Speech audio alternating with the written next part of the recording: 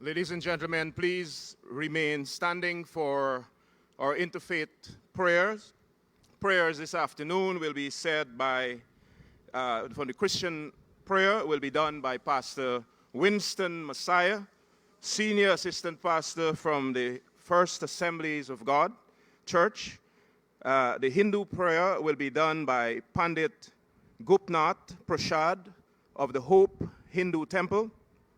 And the Muslim prayer will be done by Brother Imran Ali of the Muslim Youth Organization.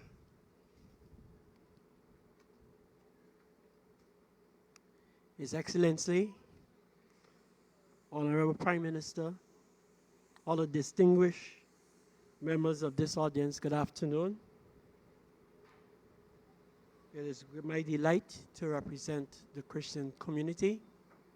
I invite us to pray. Kindly bow your heads with me. Heavenly Father, we give you thanks this day, for truly you are a good God. Your word says, "Oh, give thanks unto the Lord, for he is good, and his mercies endureth forever." We can truly testify that you have been good to us as a people and as a nation. Guyana, God stands as a golden diamond on the mouth of South America with the influence over the Caribbean. We say thank you. We many times declare it is a place where God lives. For we truly believe that you not only placed us here, but, oh God, you are guiding our steps and preserving our everyday life and living. These are just some of the reasons we say thank you today. Even as we celebrate this awesome edifice that is being dedicated, we say thank you. We call upon you, therefore, O God, to help us in our human infirmities. Help us, dear God, that we will be able to demonstrate the principles necessary for corporate success. We ask you, dear God, that you, O God, will grant unto us wisdom. You will grant unto us knowledge and understanding. You will grant unto us a spirit of excellence. You will grant unto us a sense of maintenance. You will give us, O God, quality equipment that will last beyond the lifetime of its manufacturers. You, O God, will help us to continue to maintain an environment of collaboration. Oh, we say thank you for the collaboration that we enjoy with our sister nation, China. We pray, therefore, God, that this collaboration will extend. Dear God, we pray that you will continue to plant us like a tree planted by rivers of living water that bring forth its fruit in its season, whose leaves shall never wither, and whatever we do shall prosper. Therefore, we bless your holy name and ask that you continue to guide this entire proceedings for your honor and your glory. Oh, may the Lord bless you and keep you. Make his face to shine upon you and be gracious unto you. Oh, may he lift up his countenance upon you and grant you peace. Shalom.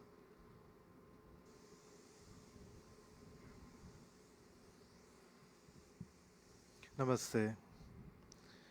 We dedicate this hospital to your service, O dear Lord, that it may be a place of healing and a haven of hope.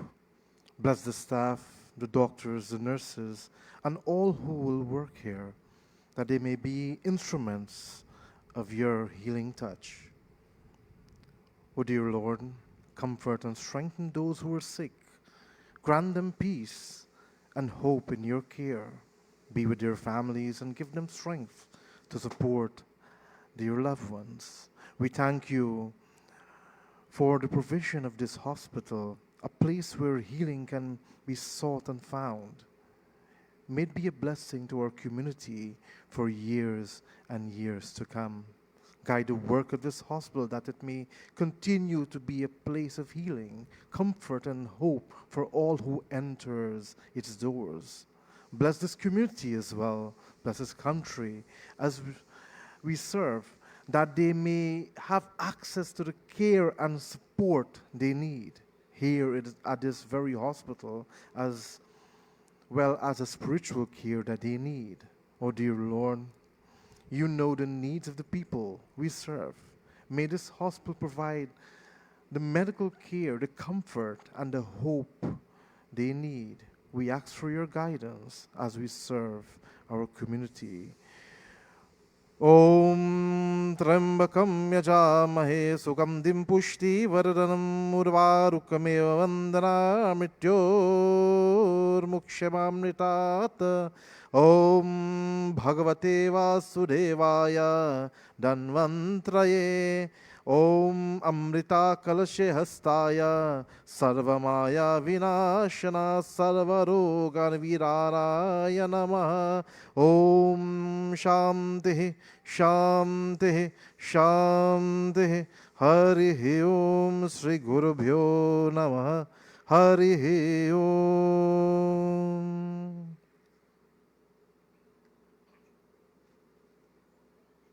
Let us pray.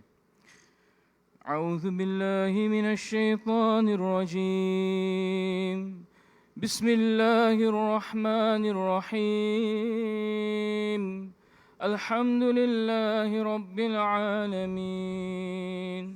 الرحمن الرحيم. مالك يوم الدين. إياك نعبد وإياك نستعين. اهدنا الصراط المستقيم. صراط الذين أنعمت عليهم غير المغضوب عليهم ولا الضالين.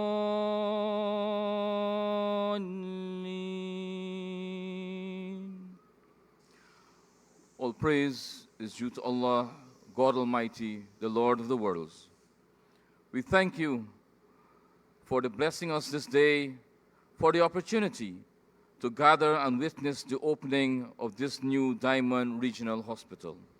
O Allah, we thank you for allowing this project to come to completion, and we ask that you make it a source of ongoing good for the community of Diamond and the nation at large. O Allah, we ask you to place your blessings in this institution and in all who serve within it. Bless the doctors, the nurses, the administrators, and staff. Grant them the strength to carry out their duties with excellence and the reward for their service in this life and the next.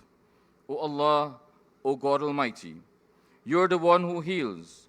From you alone comes healing, and to you we turn in times of pain and uncertainty. We ask you to bring comfort and recovery to all those who will seek treatment here. Ease their suffering, strengthen their families, and grant patience to those in hardship. O Allah, we thank you for the efforts and leadership of the government who helped bring this vision to reality. Reward those in positions of responsibility who work sincerely for the benefit of the people. And Allah, reward all those officials, healthcare professionals, workers, and donors who made sacrifices to bring this project to life. Accept it from them as a form of blessing, and let every act of healing that takes place here weigh heavy on their scale of deeds. And Allah, bless His Excellency, Dr. Mohamed Irfaan Ali, and his government for their continued efforts in ensuring that our people receive the best health care. O Allah, we ask you to accept this our humble prayer. Ameen.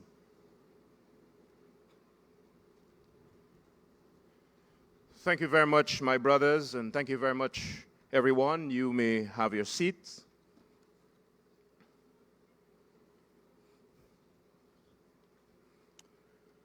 His Excellency, Dr. Mohamed Irfaan Ali, President of the Cooperative Republic of Guyana, the Honorable Prime Minister, retired Brigadier Mark Phillips and Lady Phillips, the Honorable Dr. Frank Anthony, Minister of Health, members of Cabinet, His Excellency, Her Excellency, I beg your pardon, Her Excellency Yang Yang, Chinese Ambassador to Guyana, members of the Diplomatic Corps, members of Parliament, senior officials of the Ministry of Health and other ministries, distinguished ladies and gentlemen, members of the media, good afternoon. This is indeed a privilege to come this afternoon to join His Excellency in this very auspicious occasion of the commissioning of the Diamond Regional Hospital.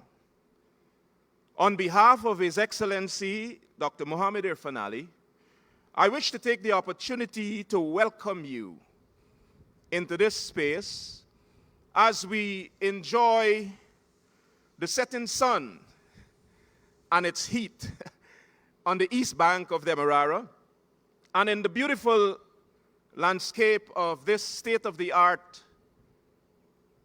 medical facility. It was the 2nd of May 2023 when many of us joined His Excellency on the grounds of the Bath Hospital for the sad turning exercise of this and 5 other hospitals. And today it is indeed a privilege and a joy to join His Excellency again in celebrating the ribbon-cutting exercise of the first of 6 state-of-the-art hospitals here in Guyana.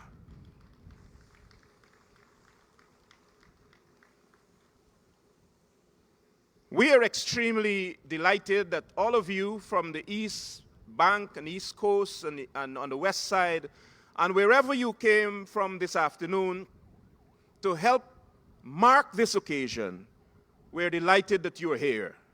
And we want to thank you and ask you to feel welcome as we celebrate this great achievement.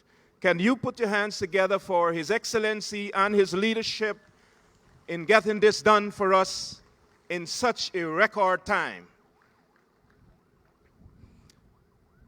At this time, I want to make way for a few of our leaders to make remarks and addresses. I should let you know that the process of getting this hospital ready was not an easy one, but it is one that the team, the government of Guyana, and the team of the Ministry of Health, along with the contractors and the engineering supervising firm, has worked tirelessly to ensure that we can have this done today. And one of those persons who were involved integrally in the process is none other than Mr. Malcolm Watkins, the Permanent Secretary of the Ministry of Health. Can you please help me welcome him for his remarks?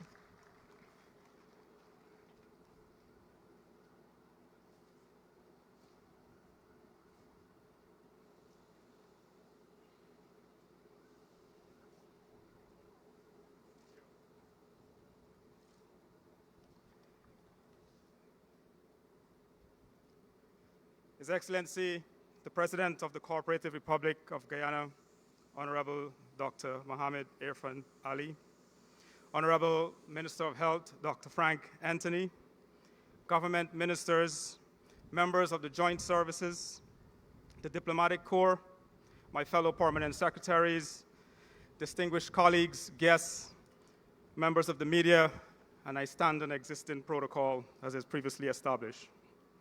It is with great pride and immense gratitude that I stand before you today on this momentous occasion for the official commissioning of the Diamond Regional Hospital, the first of 6 hospitals that will be completed in the coming months.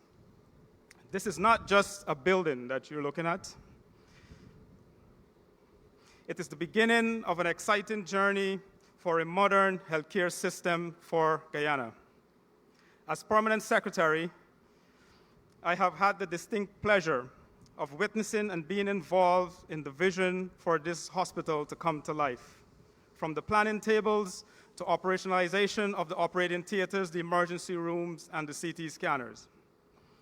This hospital stands as a powerful symbol and testament to what we can achieve with innovation, collaboration, and purpose converged with great leadership to bring a vision into reality, and we must thank the government for this. The Diamond Regional Hospital is more than a state-of-the-art facility. It is a beacon of care designed to serve every individual who walks in its doors with compassion, dignity, excellence, from advanced surgical suites to the patient care-centered spaces. Every detail reflects our unwavering focus on patients' well-being. This journey has not been without its challenges, from logistical challenges, technological, technical, human resources, but each challenge was met with an unwavering commitment by leadership and our partners alike. The ministry extends our heartfelt thanks to everyone for your sacrifices, your commitment to bringing this hospital into a reality. We especially wish to acknowledge the visionary leadership, the steadfast leadership and support of His Excellency President Ali for making this hospital come into a reality for us today. As we officially open this facility, let it stand as a promise to our communities that their health and well-being are our highest priorities, and that the government of Guyana will always strive to provide a world-class healthcare system for all. Thank you for being a part of this historic milestone in our nation's development. Together, let us move forward, healthier, stronger in the future as one Guyana. Again, thank you very much.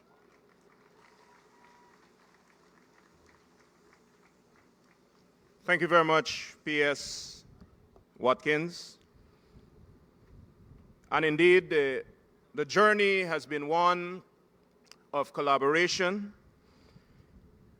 and the government of Guyana would have sought, as part of the collaboration, the technical know-how in being able to supervise the project. And at this time, I would like to welcome Mr. Karen Saw, VICAB engineering representative, to do an overview, project overview. Can you make him feel welcome, please?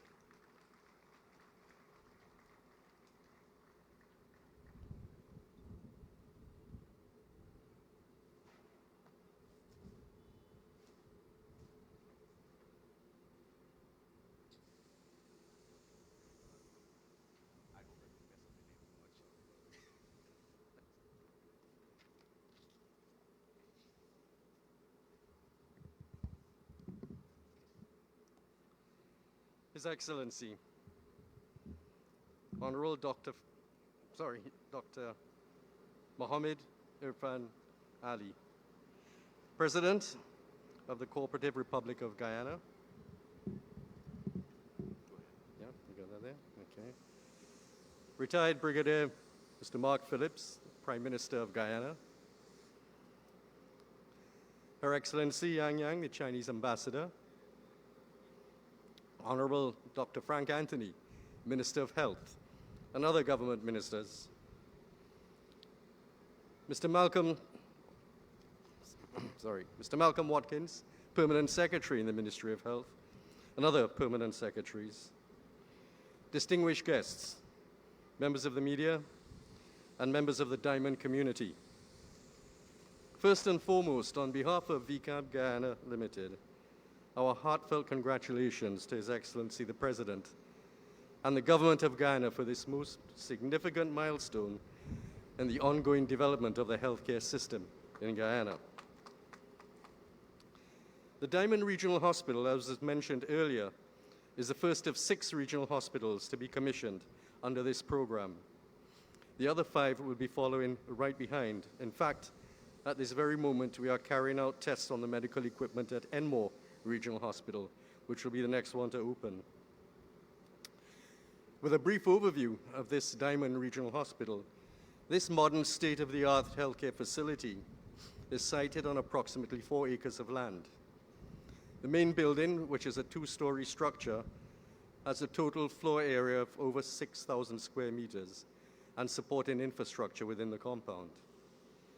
This is a fully air-conditioned 75-bed hospital and includes 3 operating theaters, CT scanner, X-ray machines. There is an emergency department which houses one of the operating theaters, a dental suite, a large pharmacy and dispensary, and a fully fitted out laboratory. And each of the wards in this hospital has a maximum of 5 beds and bathroom facilities.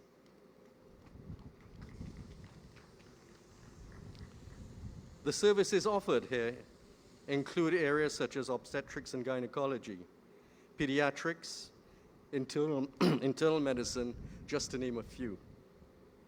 The dining area, a large dining area which is served by a fully equipped kitchen and a completely automated laundry section. In fact, this is really like a one-stop shop when it comes to healthcare facility. With respect to the contract, the main parties involved are the Ministry of Health as the client and employer. The contractor, CAMC Sinopharm International Consortium from China, were responsible for the design, the construction, and the complete fitting out of the facility. And VGAP Guyana Limited as the supervisory consultants overseeing the construction and administering the contract on behalf of the Ministry of Health. And on that note, I would like to thank the team from the Ministry of Health for their direction and drive in bringing this project to this stage. I must recognize the contractor, CAMC Sinopharm International, for delivering this project. As the Permanent Secretary said earlier, it hasn't been an easy task. There were many challenges and many ups and downs, but this is not unusual for a design-build project of this type. But most importantly, all parties involved had the same common goal, and that was to deliver a successful project. With the teamwork and the cooperation of all parties, we actually achieved that. To the members of the Diamond community, please take pride in this significant landmark in your community. Respect it and treasure it. In years to come within these walls, lives will be saved, and families will take comfort in knowing that their loved ones are receiving world-class medical attention. And last but by no means least, it would be remiss of me if I didn't acknowledge my own colleagues at VCAB. Their hard work and dedication played a major role in the development of this project, both on the field and in office. And I would like to mention at this stage, for over 30 years now. And our managing director, Mr. Hadat Punwasi, is a native of Guyana. In fact, he's from Berbice. And I know that this project has brought him immense pride. He's been very emotional about having played a significant role in the development of his native land. At VCAB Guyana, Your Excellency, and the government of Guyana, we wish you continued success, not only in the development of the healthcare sector, but generally in the development of this country on the whole. Thank you very much.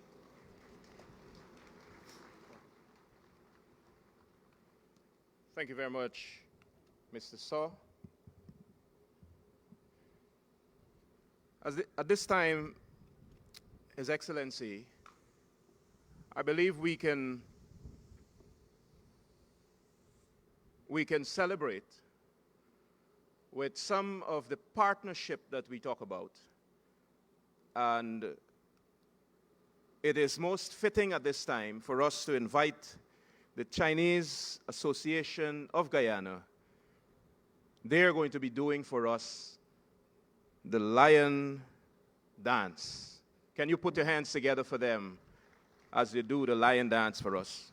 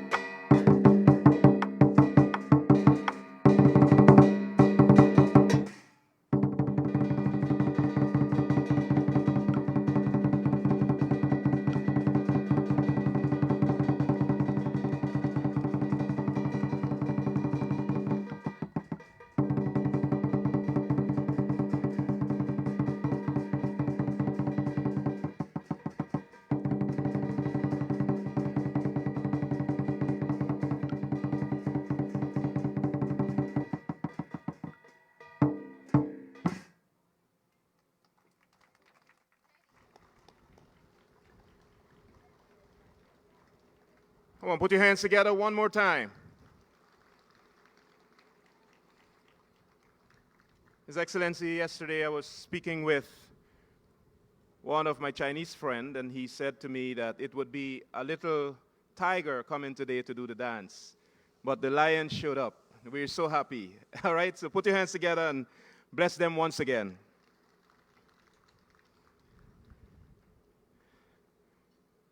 We'll now hear from the company that actually did the hard work.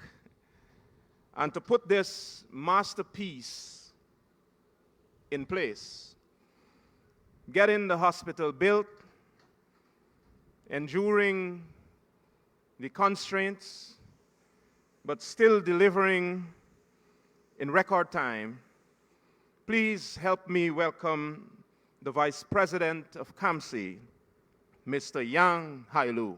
Put your hands together as he comes.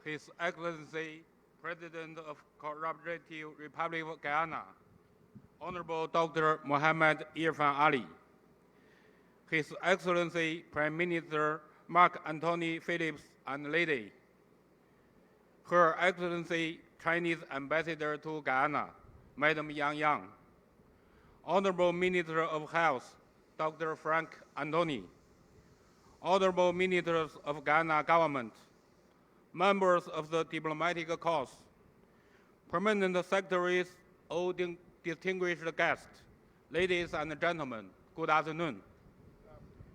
On this very important day, it's my great honor to attend the commissioning of the Diamond Regional Hospital here.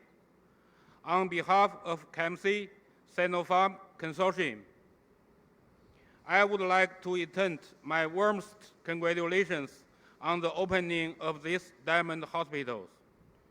Congratulations to President Ali for leading the people of Guyana to achieve these great achievements. I clearly remember 2 years ago, with the witness of Your Excellency President, we held the groundbreaking ceremony of the hospital project. At the ceremony, I promised the President we would complete the hospital construction 2 years later. China KMC Engineering Company, as a responsible leading Chinese enterprise, we are fully aware how important this project is to the government of Guyana and the peoples. Over the past 2 years, we have mobilized the company's high-quality resources, utilized Chinese advanced technology and state-of-the-art medical equipment, overcame various difficulties, and complete all construction and installation work of the hospital on schedule. Today, I am proud to cite that we have fulfilled our promise to Your Excellency President. Today's achievements would not have been possible without everyone's care and support.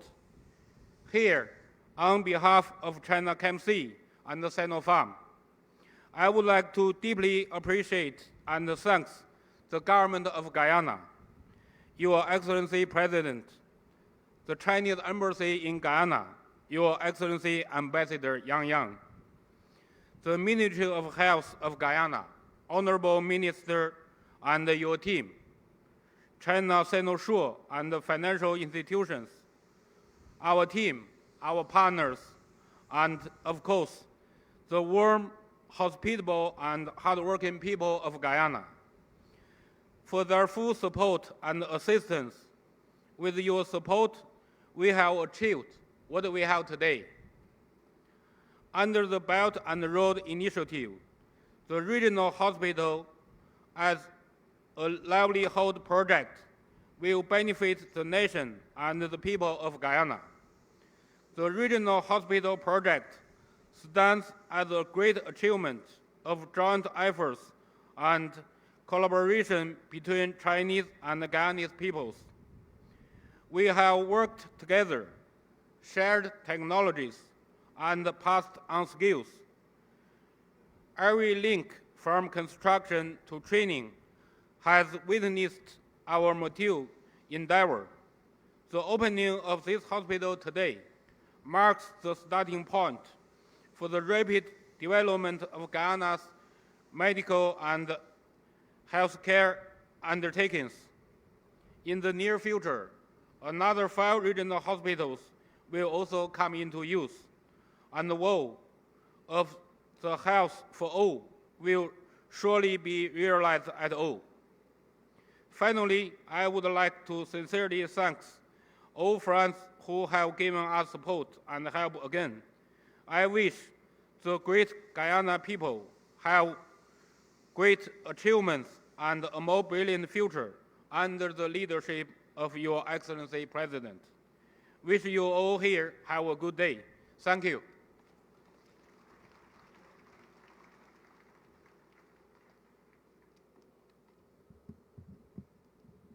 Thank you very much.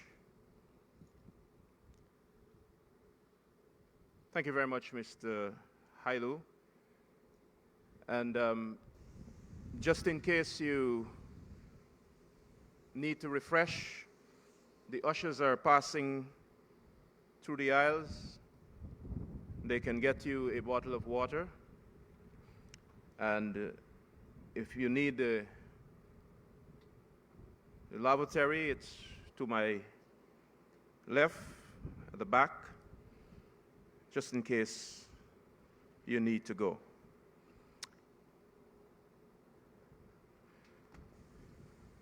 I begin this afternoon, Mr. President, by mentioning how important partnership was, or partnership is to the process. And we have a good partner and friend this afternoon that I want you to put your hands together and help welcome. Her Excellency Yang Yang, the Chinese ambassador to Guyana. Please make her feel welcome.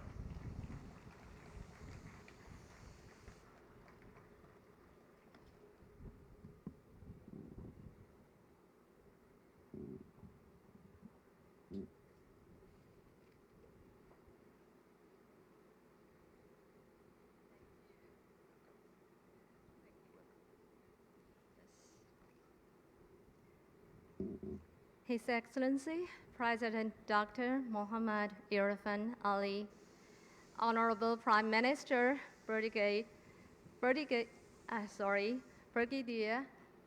Mark Phillips, and Madam, Honorable Dr. Frank Anthony, Minister of Health, Honorable Ministers, Mr. Yan Hai Liu, Vice President of CAMC, members of diplomatic corps, ladies and gentlemen, good afternoon.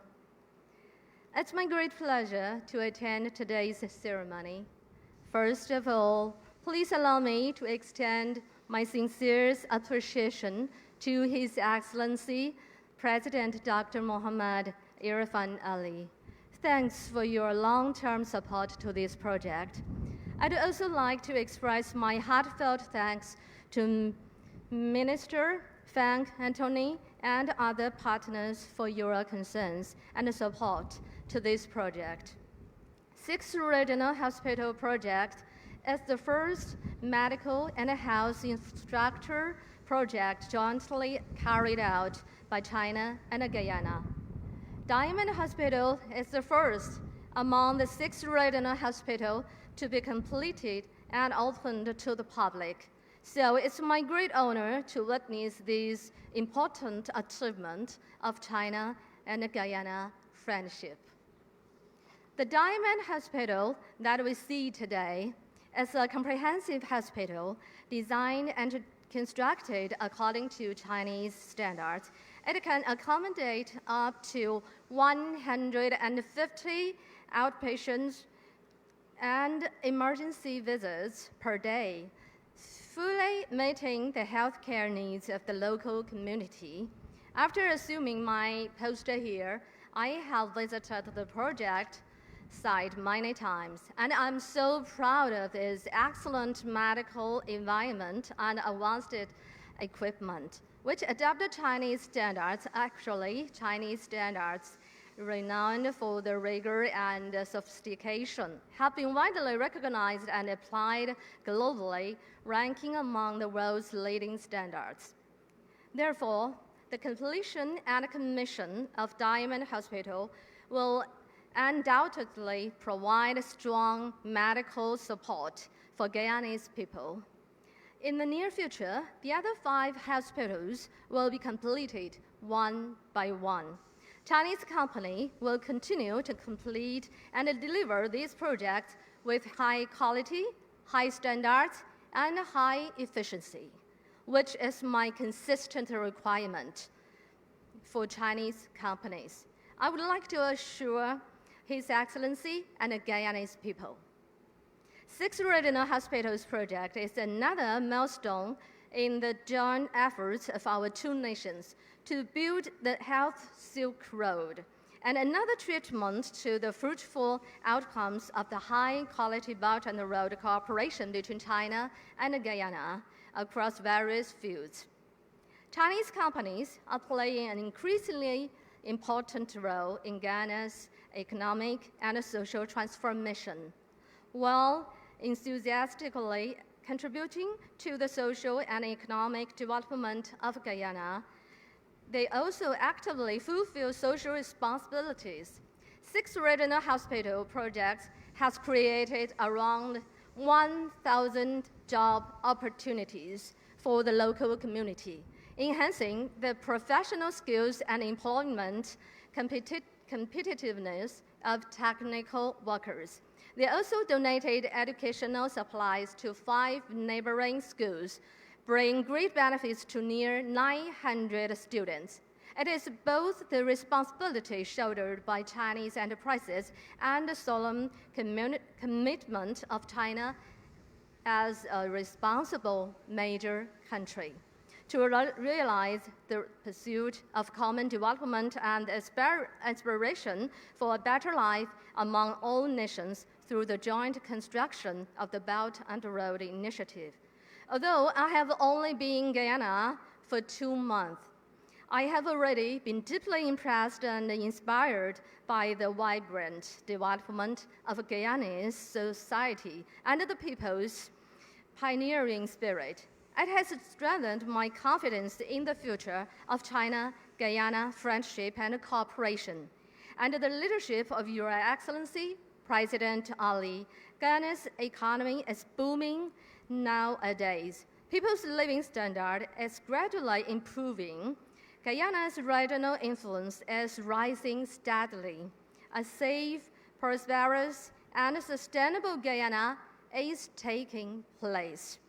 Meanwhile, the Guyanese government has committed to providing high-quality healthcare service, committed to continuously investing in the construction of modern medical facilities, committed to training and employing a large number of medical professionals, and committed to funding various healthcare programs. I can truly feel the Guyanese government's strong determination and concrete actions to build a world-class healthcare system. Recent years, under the guidance of our two heads of state, China and Guyana have forging an even closer community with a shared future, upholding a people-centered development philosophy. Our two nations have carried out a series of beneficial cooperation projects, bringing tangible benefits to both nations and our people. In the future, we stand ready with the Guyanese side to deepen political mutual trust, to tap the potential of bilateral economic and trade cooperation, and work together to achieve common prosperity. Thank you.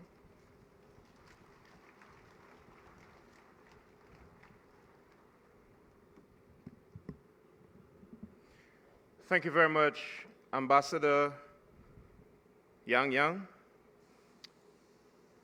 At this time, we will have the symbolic handing over of the keys to the facility. I would like to invite the representative from CAMC and the Honorable Dr. Frank Anthony, Minister of Health, to do that symbolic handing over. And immediately after that, we will hear remarks from the Honorable Dr. Frank Anthony, Minister of Health.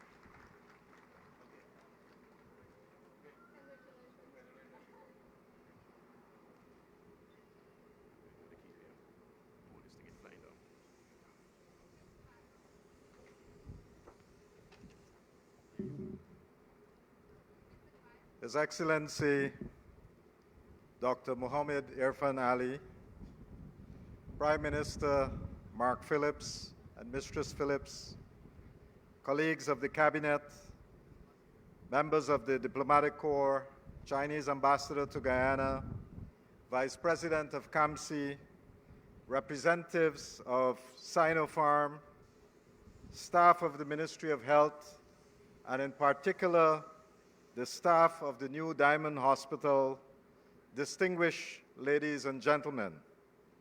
Good afternoon to all of you, and thank you for joining us for this truly historic occasion, the official commissioning of the new Diamond Hospital. Well, if we have the new Diamond Hospital, probably meant that we had an old Diamond Hospital. And that old Diamond Hospital was officially opened on the 13th of October, 2007, in a ceremony that was led by the then President, Dr. Bharat Jagdeo. And that opening, today we can say it's 18 years ago since that facility was opened. But after it was opened, the services that were rendered was okay up to a period of time. But by 2015, that service had deteriorated, and by 2015 to 2020, not much had happened to that facility.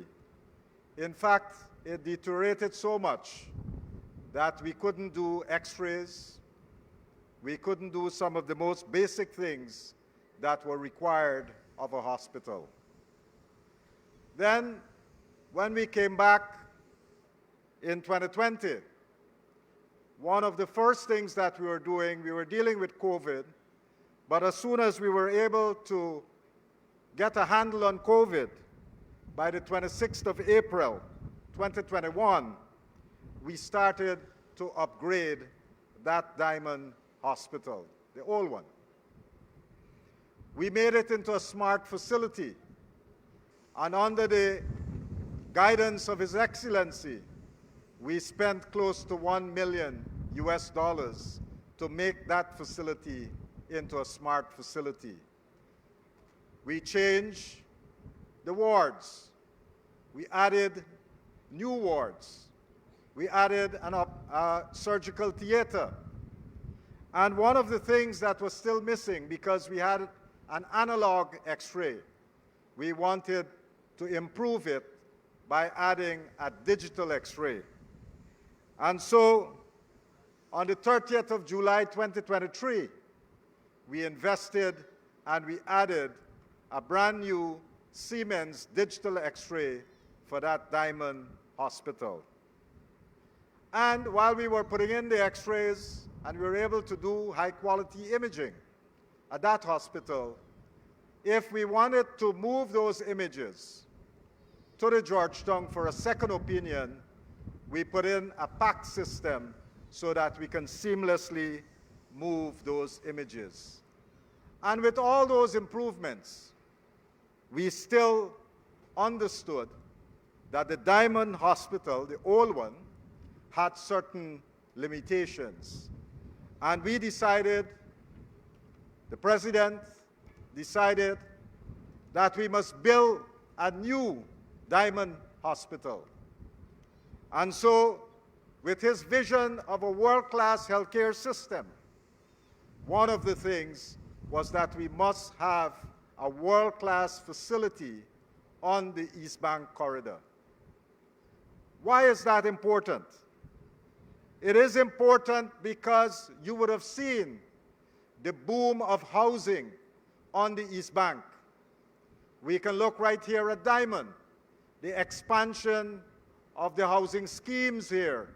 And it seemed like this community has endless amount of streets because you can go from one to another and it keeps expanding. We can look at housing at the back of Providence, and we can look at many other housing schemes that are along this corridor. And this is another initiative of the PPP civic government where we wanted to ensure that thousands of persons across the East Bank, that we are able to provide to them affordable quality homes.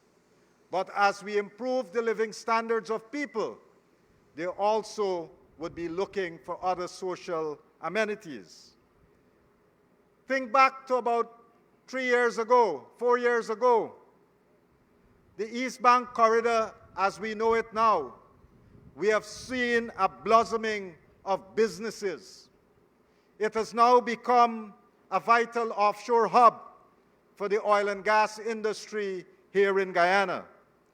And the remarkable growth that we have seen in business dictates that we must also put in the social amenities to go along with those businesses.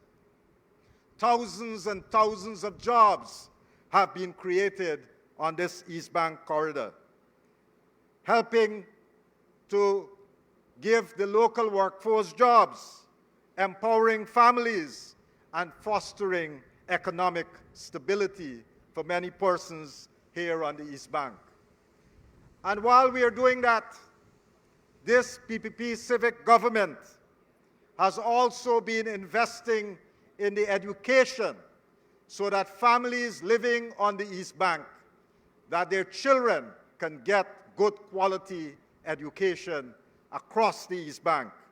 We have seen the investments in nursery and primary and secondary schools, and we even have tertiary facilities such as the Texila University where people can go and get a good medical education. And there are many others, but we want to ensure that the people on the East Bank can have the requisite skill necessary for a successful future. Look across the East Bank. You can see the modern infrastructure that is going in. Roads, highways, and one of the most remarkable things that would be a significant monument, if you like, or symbolic of the development of where we are going, is that new Demerara Bridge. That is so symbolic of development, connecting Regions 3 and Regions 4. And it, of course, would stimulate further growth. So for those who are questioning maybe why it is necessary to have a regional hospital of this quality on the East Bank, the answer is the growth and the communities and the thousands of people who are living here now, they must not be short of quality health care. They must have the best health care like everybody else across this country. Today, Mr. President, we celebrate more than the opening of this new hospital. We are marking a significant investment in health, in the dignity and well-being of the people on the East Bank corridor, the more than 40,000 persons who are living on this East Bank corridor. And this hospital stands as a symbol of our President's commitment to ensuring quality health care, which is not a privilege for the few, but a right for all Guyanese. That's our President's commitment, and he is delivering it with this and other hospitals. I want to expand a little bit on what Mr. Shaw would have said about the facilities that we have here at this Diamond Hospital. This state-of-the-art facility boasts an array of services that would be working around the clock. And let's look at some of them. We will have a 24 hours emergency care. The emergency room would be working 24 hours a day. And we have a highly trained medical staff to provide critical care for the patients who need it. We also have a 24 hours laboratory service where, as was said, we have some of the most advanced diagnostic technologies in that lab. And we will be able to provide more than 100 parameters, laboratory parameters, more than 100. And we'll be able to do that quickly and get accurate results so that the physicians would be able to make timely decisions for their patients.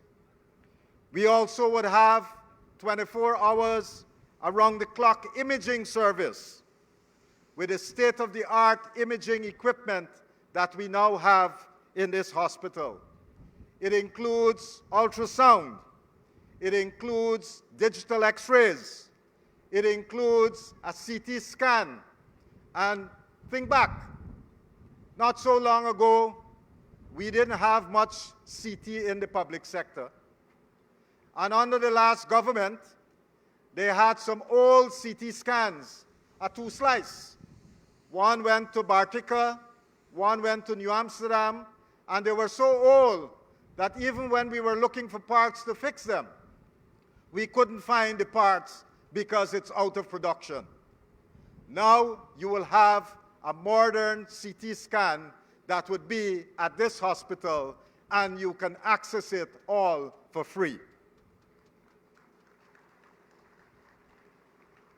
And all of this digital setup that we have, you will be able, the physicians would be able to see it in the different wards if they need to, because that image can be sent from the unit, the radiology unit, to any one of the wards so that the physicians can look at it. And if we want a second opinion, then we can use the modern PACS system that we have put in place and send it to the radiologists at the Georgetown Hospital for that second opinion. Or, for that matter, if we want to send it internationally, we'll be able to do that with the new PACS system that we have in place. Our pharmacy is also a 24 hours pharmacy.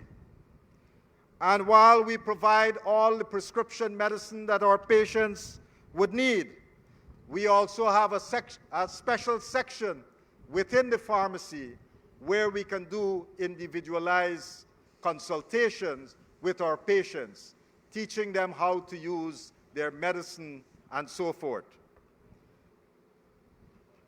What about the inpatient facilities? This hospital, we have 3 modern theaters, surgical theaters. And we have one right in the accident and emergency department.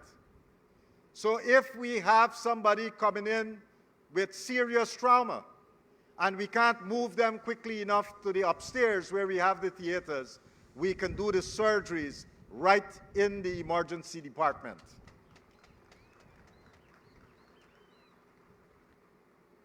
We also have a well-equipped delivery room so that we can do safe deliveries at this hospital. And we have several intensive care units. So we have a 3-bed intensive care unit with all the modern equipment so that if somebody is critically ill, we can care for them in this facility. We also have a high dependency unit so that if you're not so critically ill, we can have a step-down stage in the high dependency unit. We also have, for our babies, we recognize that some of them might be born premature, and we would need to have a neonatal intensive care unit, and we have such a unit in this hospital. And for those babies with normal birth, we have a special nursery for those babies. You have heard a little bit about the inpatient rooms that we have. This is a major step up from what you would normally experience in a public hospital. because in most of our public hospitals, we are accustomed to open wards. And when people go there, they don't enjoy the kinds of privacy that they would like to have when they're in a hospital. We have changed all of that. This hospital, we have 75 inpatient beds, and every room would have 5 beds. And in every room, to each of those 5 beds, we have a toilet and a bath in that room. And as if that was not enough, every one of those rooms would have air conditioning. So you don't have to move, you will be in the comfort in that room. What are the other things in the room? So when you're in the bed, if you need to get oxygen, it's coming through the walls because we have specially designed it so that if you need oxygen, you can get it from the system that is built into the walls. If you need to call a nurse, you have a call button at your side. So you press the button and you will get the nurse. And when you have a chance to walk through, you would see that we have an electronic system that whichever room is calling, you can actually see which bed, which patient is calling so that you can render assistance. And when the nurses go in to give assistance, there is a gadget next to each door that you will have to touch as you walk in. And so we can monitor the time spent to manage that patient. And so these features are going to help to uplift the quality of care that we can offer at this facility. We have spoken a lot about digital health, and the President has been championing digital health not only in the health sector, but he wanted for all the sectors across the country. But this hospital has some unique features. Any part of the hospital you go, you will have wireless connectivity. And a lot of the things that we have in here, they would be using advanced electronic systems, displays, and a whole host of other monitoring systems that we have put in place to make sure that we can improve the quality of care that we are giving to our patients. Outpatient clinics. We have several outpatient clinics. In obstetrics and gynecology, there's an outpatient clinic for women who want to use these services. We can do from prenatal checkups, postnatal checkups, routine checkups, and advanced care can also be given at these outpatient clinics. Surgical clinics, we are able to provide surgical outpatient clinics where we can assess our patients, and when they need surgery, we bring them into the hospital to be able to do these types of surgery. Internal medicine, we have a clinic for internal medicine, and we'll be getting a lot of the specialists from the Georgetown Hospital to come and run specialty clinics at this hospital. So for example, we are already scheduling for us to have cardiology specialty being offered as part of the internal medicine suite of services that we can offer at this hospital. And in pediatrics, we are able to treat children of all ages, offering vaccinations, developmental screening, and treatment for acute and chronic pediatric diseases. We also have a specialized clinic to look at eye care. So if you need to get your eyes checked, you don't have to go far. Come right to this hospital and we'll be able to check your eyes for you.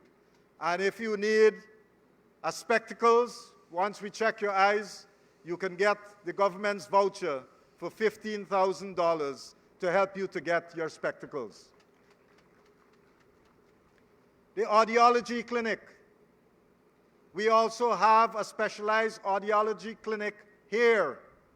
So those persons who are not hearing too well can come here and we can check your ears for you.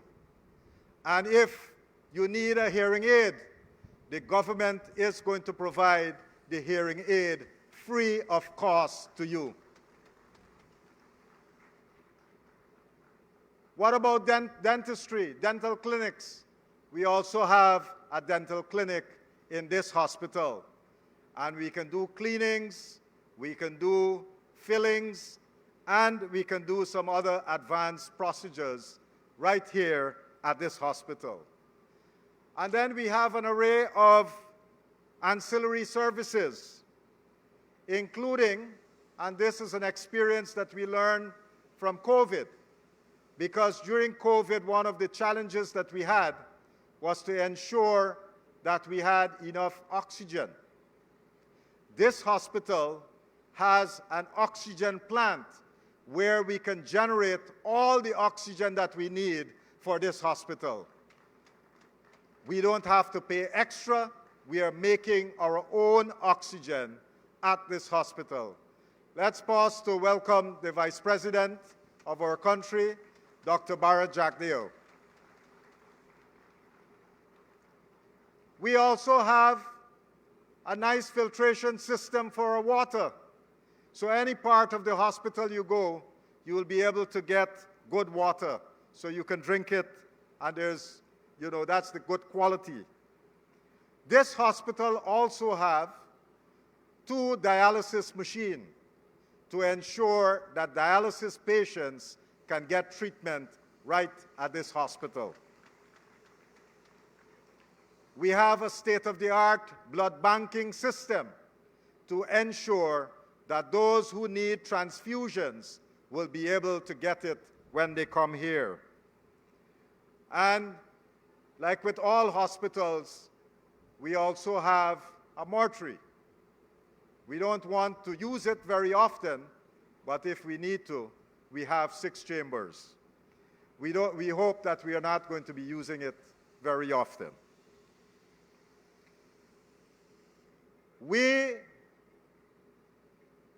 Mr. President, there have been a lot of concerns as we were building out this hospital about where we are going to get the people to work at this hospital. And under your guidance and with your support, we have been able to train a lot of nurses, a lot of nursing assistants, a lot of patient care assistants, and they have all graduated in time to be able to work at this hospital. So just to give you an idea, you have about 45 patient assistants that are now employed at this hospital. We have 50 nursing assistants that are employed at this hospital. And we have more than 40 registered nurses that are employed at this hospital. And our physician staff, including consultants for all those fields that I've mentioned, including consultants, registrars, and government medical officer, totals close to 70 persons who would be working at this facility. So when we say that we'll be delivering good quality care, we have the people who would be able to deliver that care in this hospital. I would like to thank again, Mr. President, the work that was done by the consulting company, VICAP, also the partnership of the consortium, CAMC and Sinopharm, that has worked to ensure that we get this hospital in such a timely manner. I want to thank them, and I also want to thank the government of China for supporting this project. The commissioning of this hospital is part of the President's broader vision It is aligned to the President's goal of building a world-class healthcare system, one that is people-centered, one that is technology-enabled, and one that can prepare us for the challenges of tomorrow, from whether it's non-communicable diseases to whether we have to face another pandemic. These hospitals would prepare us and make us more resilient. I want to also acknowledge that this hospital would create and stimulate economic activity and uplift this entire corridor. No longer would people from the East Bank have to go to Georgetown. You'll probably only have to go to the Georgetown Hospital for extremely specialized services. But this hospital would be able to take care of most of our patients on the East Bank. As we cut the ribbon today, we want to reaffirm the President's promise that no citizen should be left behind, no community should be left without good quality access to health care. And when the President speaks, it's not about rhetoric, it is about delivery of world-class healthcare system. I want to thank the President for his support to this sector and to all sectors of government, because with this type of vision, Guyana is not just moving incrementally, Guyana is moving in leaps and bounds. And if you didn't witness this over the last couple of years, then certainly you would need one of those iCare vouchers so that we can fix your sight. This hospital brings with it a lot of hope. It would bring a lot of healing, and it would certainly benefit the people of our community. Once again, thank you. Thank you, Mr. President. Thank you, VP. Thank you to the Prime Minister and to the Cabinet, all of whom support this very positive venture for the people of our country.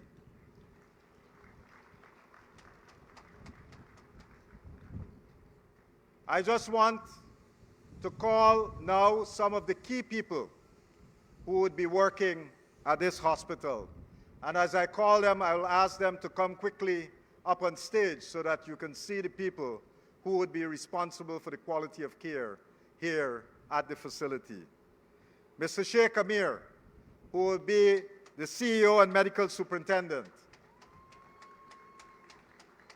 Dr. Jillian Apple Jardine, the hospital administrator. Mistress Sabrina Phillips, the matron of the hospital. The heads of department, Dr. Batukan Wilson, head of accident and emergency. Dr. Keisha DeFreitas, head of internal medicine. Dr. Sabrina Gittins, head of obstetrics and gynecology.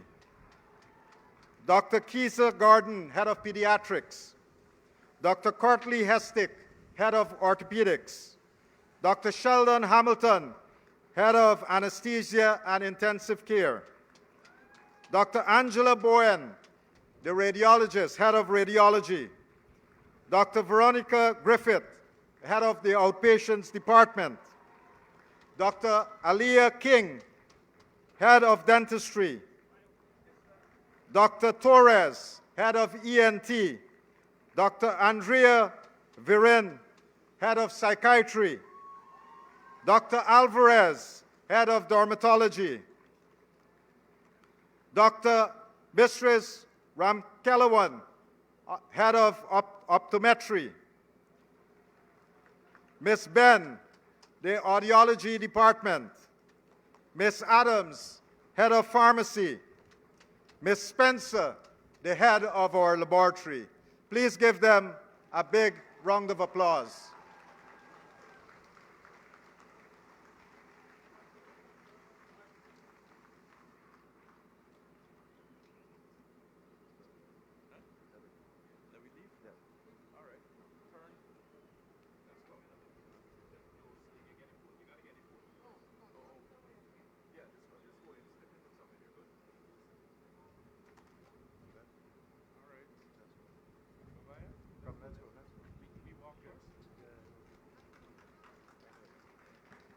Let's put our hands together once again for the management staff of the Diamond Regional Hospital.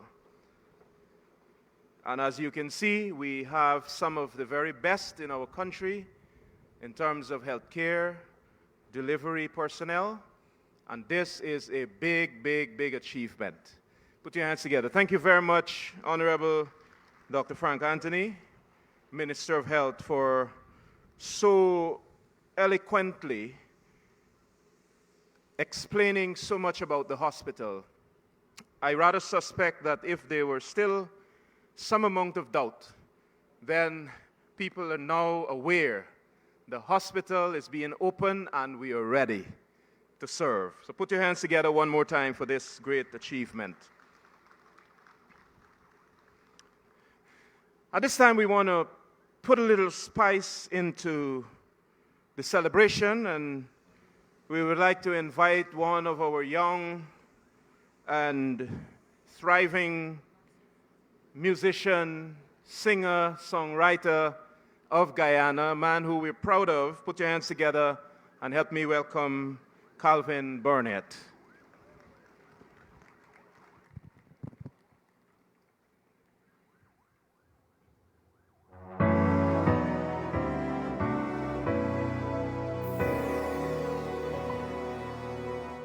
Oh, beautiful Guyana, oh, my lovely native land, more dear to me than all the world, thy sea-washed sun-kissed strand, or down upon the borders, looking out upon the deep, the great Atlantic glowing to a fury, or asleep at morn, at noon, or better in the crimson sunset's glow. I love thee, oh, I love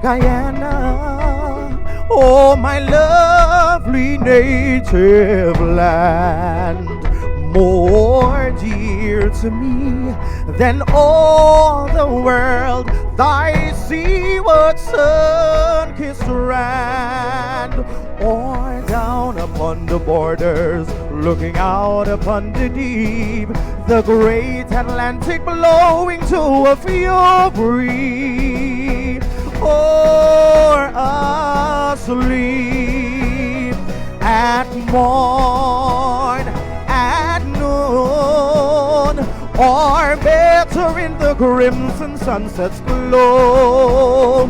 I love thee, oh, I love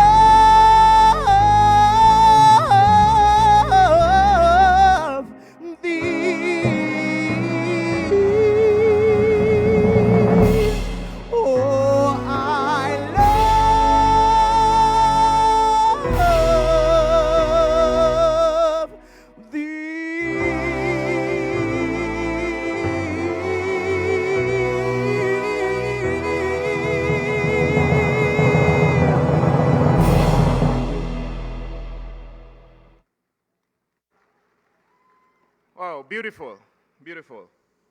And I wouldn't try that this afternoon at all, Mr. President. Before we hear from His Excellency, there is a short video that we're going to go to. We'd like to ask you to pay attention.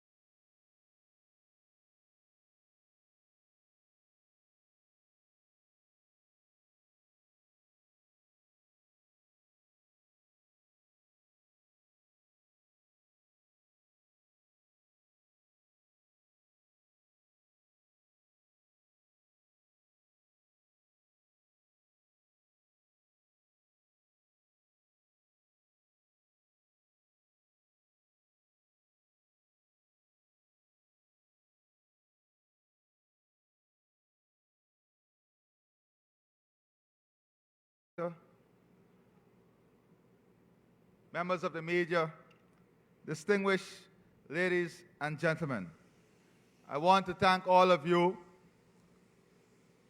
for attending this very significant occasion today. But before I go further, I want to acknowledge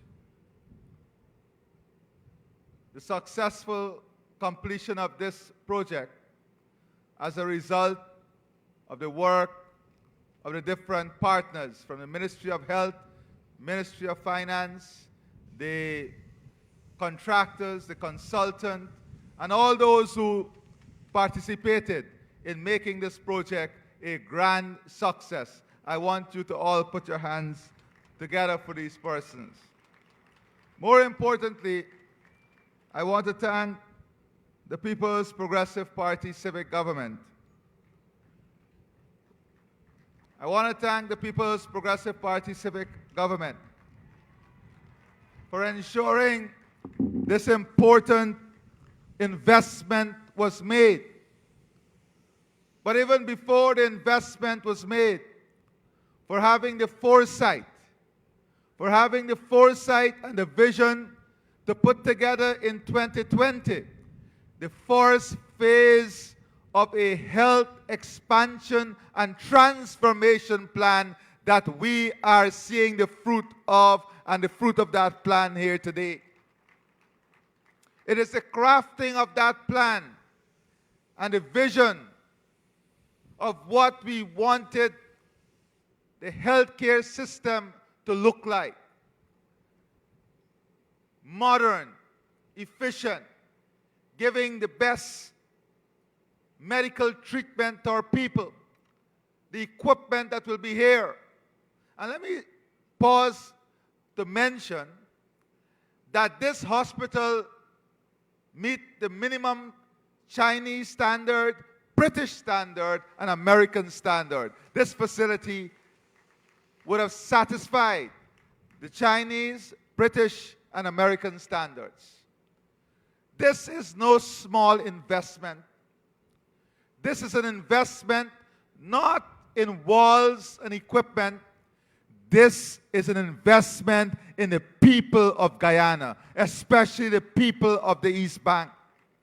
This is an investment that will ensure our women and children, our elderly and our male folk, all alike, have a level of treatment here that is not based on income, that is not based on your status, that is not based on where you are from. As level of service that is equivalent to any service you can pay for anywhere in Guyana. That is what this investment brings to you. Quality service, efficient service, equitable service.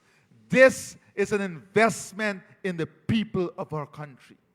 An investment that will increase the life expectancy of the citizens of our country. An investment that will give you comfort in which you receive medical care. And we must not take these investments lightly. Earlier, just before I came on stage, you saw the Minister of Health introducing one part of the management team. And I heard the whispers behind me, loud whispers. They're young. And then, when they all assembled, out of 16, we had 14 women. I want all the women in this gathering to stand. And I want all of us to give the women of Guyana a resounding round of applause. More than 75% of our medical intake are women. More than 90% of our nursing intake are women. We don't talk the talk alone on gender equality in Guyana. We are leaders when it comes to gender equality. We are leaders when it comes to empowering women. We are leaders when it comes to giving women leadership opportunity. And that is a philosophy of the People's Progressive Party civic government. When we go back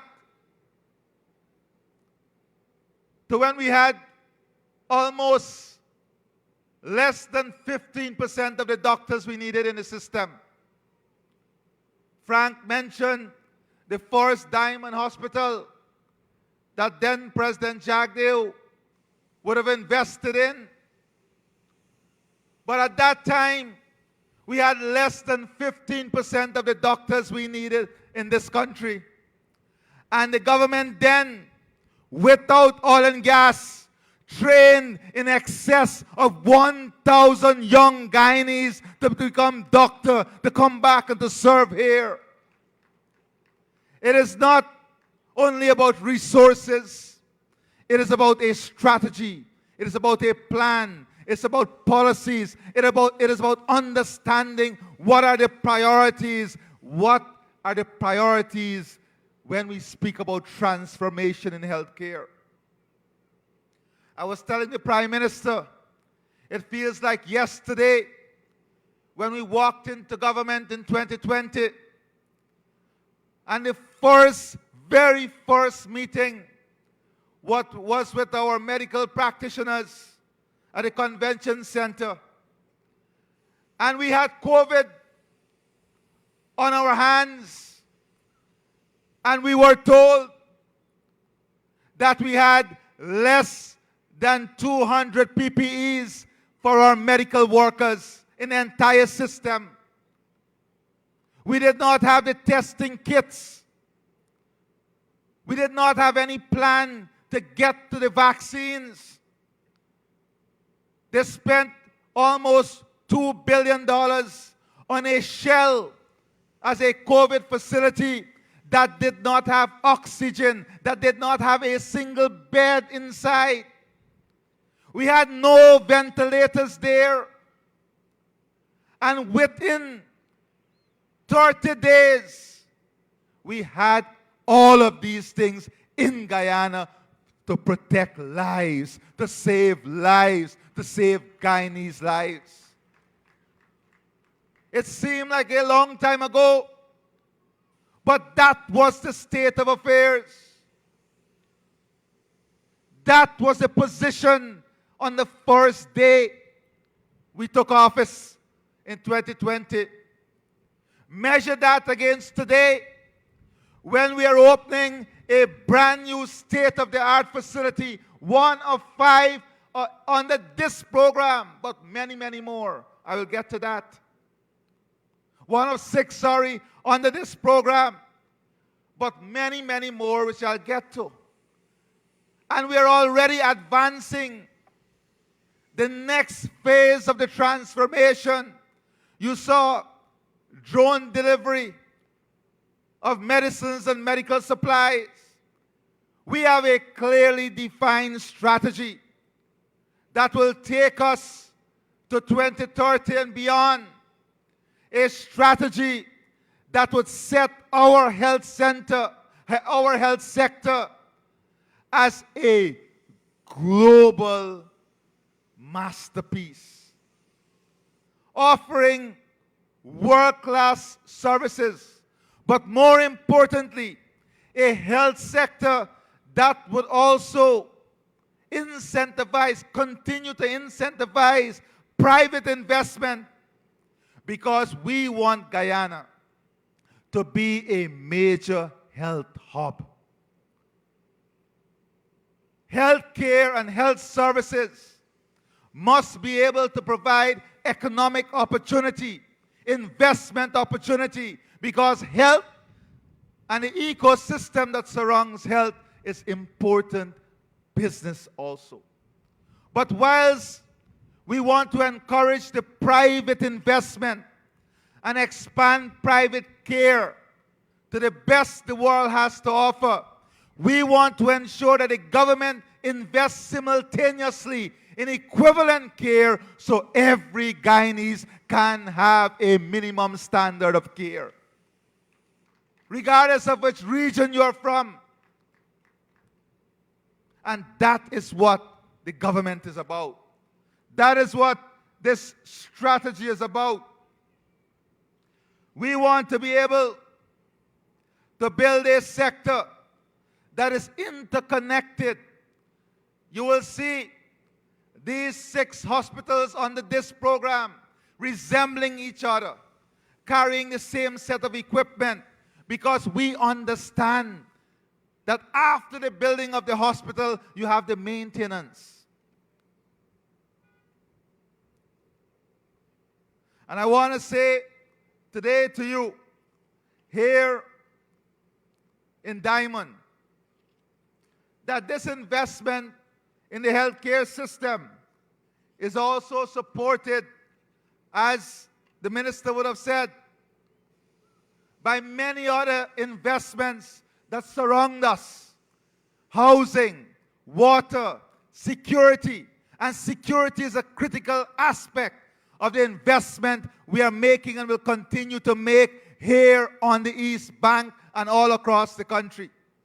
In every single region, in every single sub-region, for example, here in 4, we can give you a clearly defined strategy for every sector, for the East Coast, the East Bank, Georgetown, Region 4, every single region. There is a clear path, a clear strategy for the improvement of lives. So today, the investment we are making is also equally matched with the investment we are making in our nurses, in our human capital.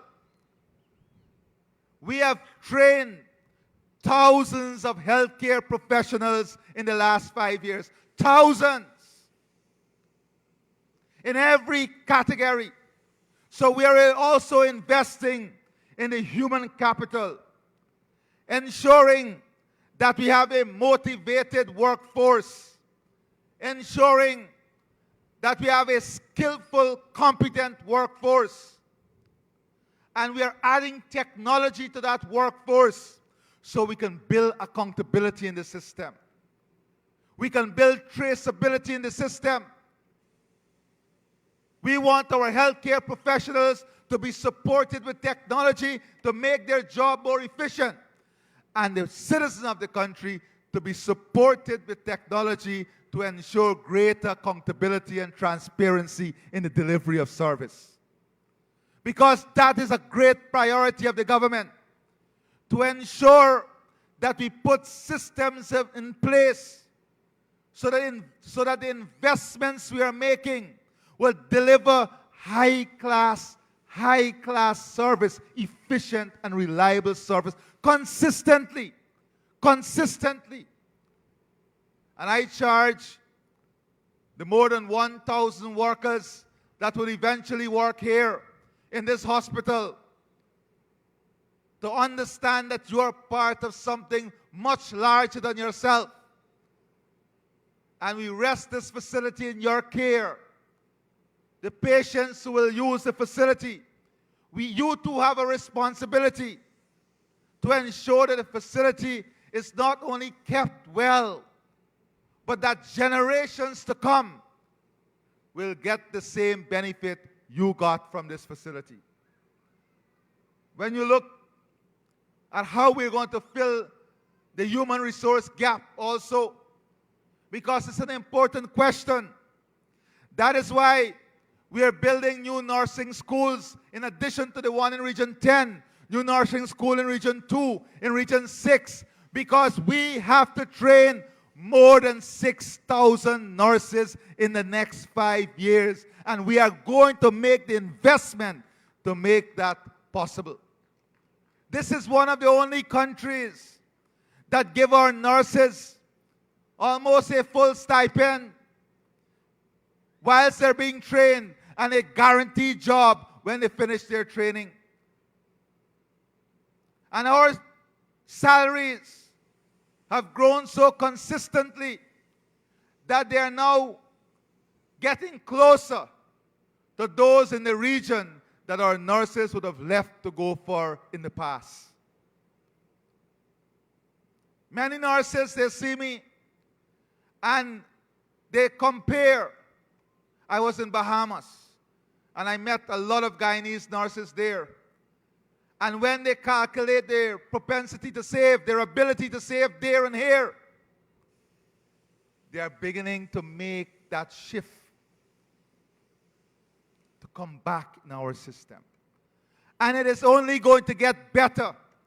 Salaries, your welfare, your work condition, your benefits is only going to get better under the People's Progressive Party civic government.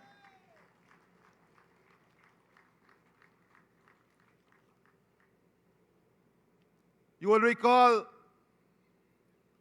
the promises and commitment we made in 2020. The building of 6 new regional hospitals, including a level 5 hospital and pediatric and maternal hospital that is presently under construction in Ogle. And the proximity, you know, the Prime Minister was telling me, someone told him they were coming from Ogle to this hospital, and using the new highway, they took 11 minutes.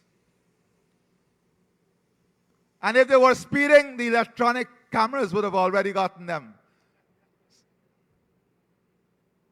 But that is what is taking place. None of this that we see here was here 5 years ago. None of these buildings, none of these road investments, the lights. What we have accomplished in 4.5 years with less than 1 million people is unbelievable. It's unbelievable. The pace of change, the pace of transformation. And I want to tell you, you ain't seen nothing yet. Because after September, we are refueling. We are refueling the engine. Coming back with turbo on. Jet engine. Pushing forward the people's work, the people's development, the people's improvement. So, outside of these 6 regional hospitals and a pediatric and maternal specialty hospital, we have constructed more than 26 health centers. We have upgraded more than 400 health facilities. And we have transformed key hospitals, Lethem, Lenora, for example, into smart facilities. The hinterland region, like Lethem and Mabaruma, are doing advanced medical care now. For a matter of fact, for the first time, we have the reversal of patients now coming in from Brazil at Lethem Hospital.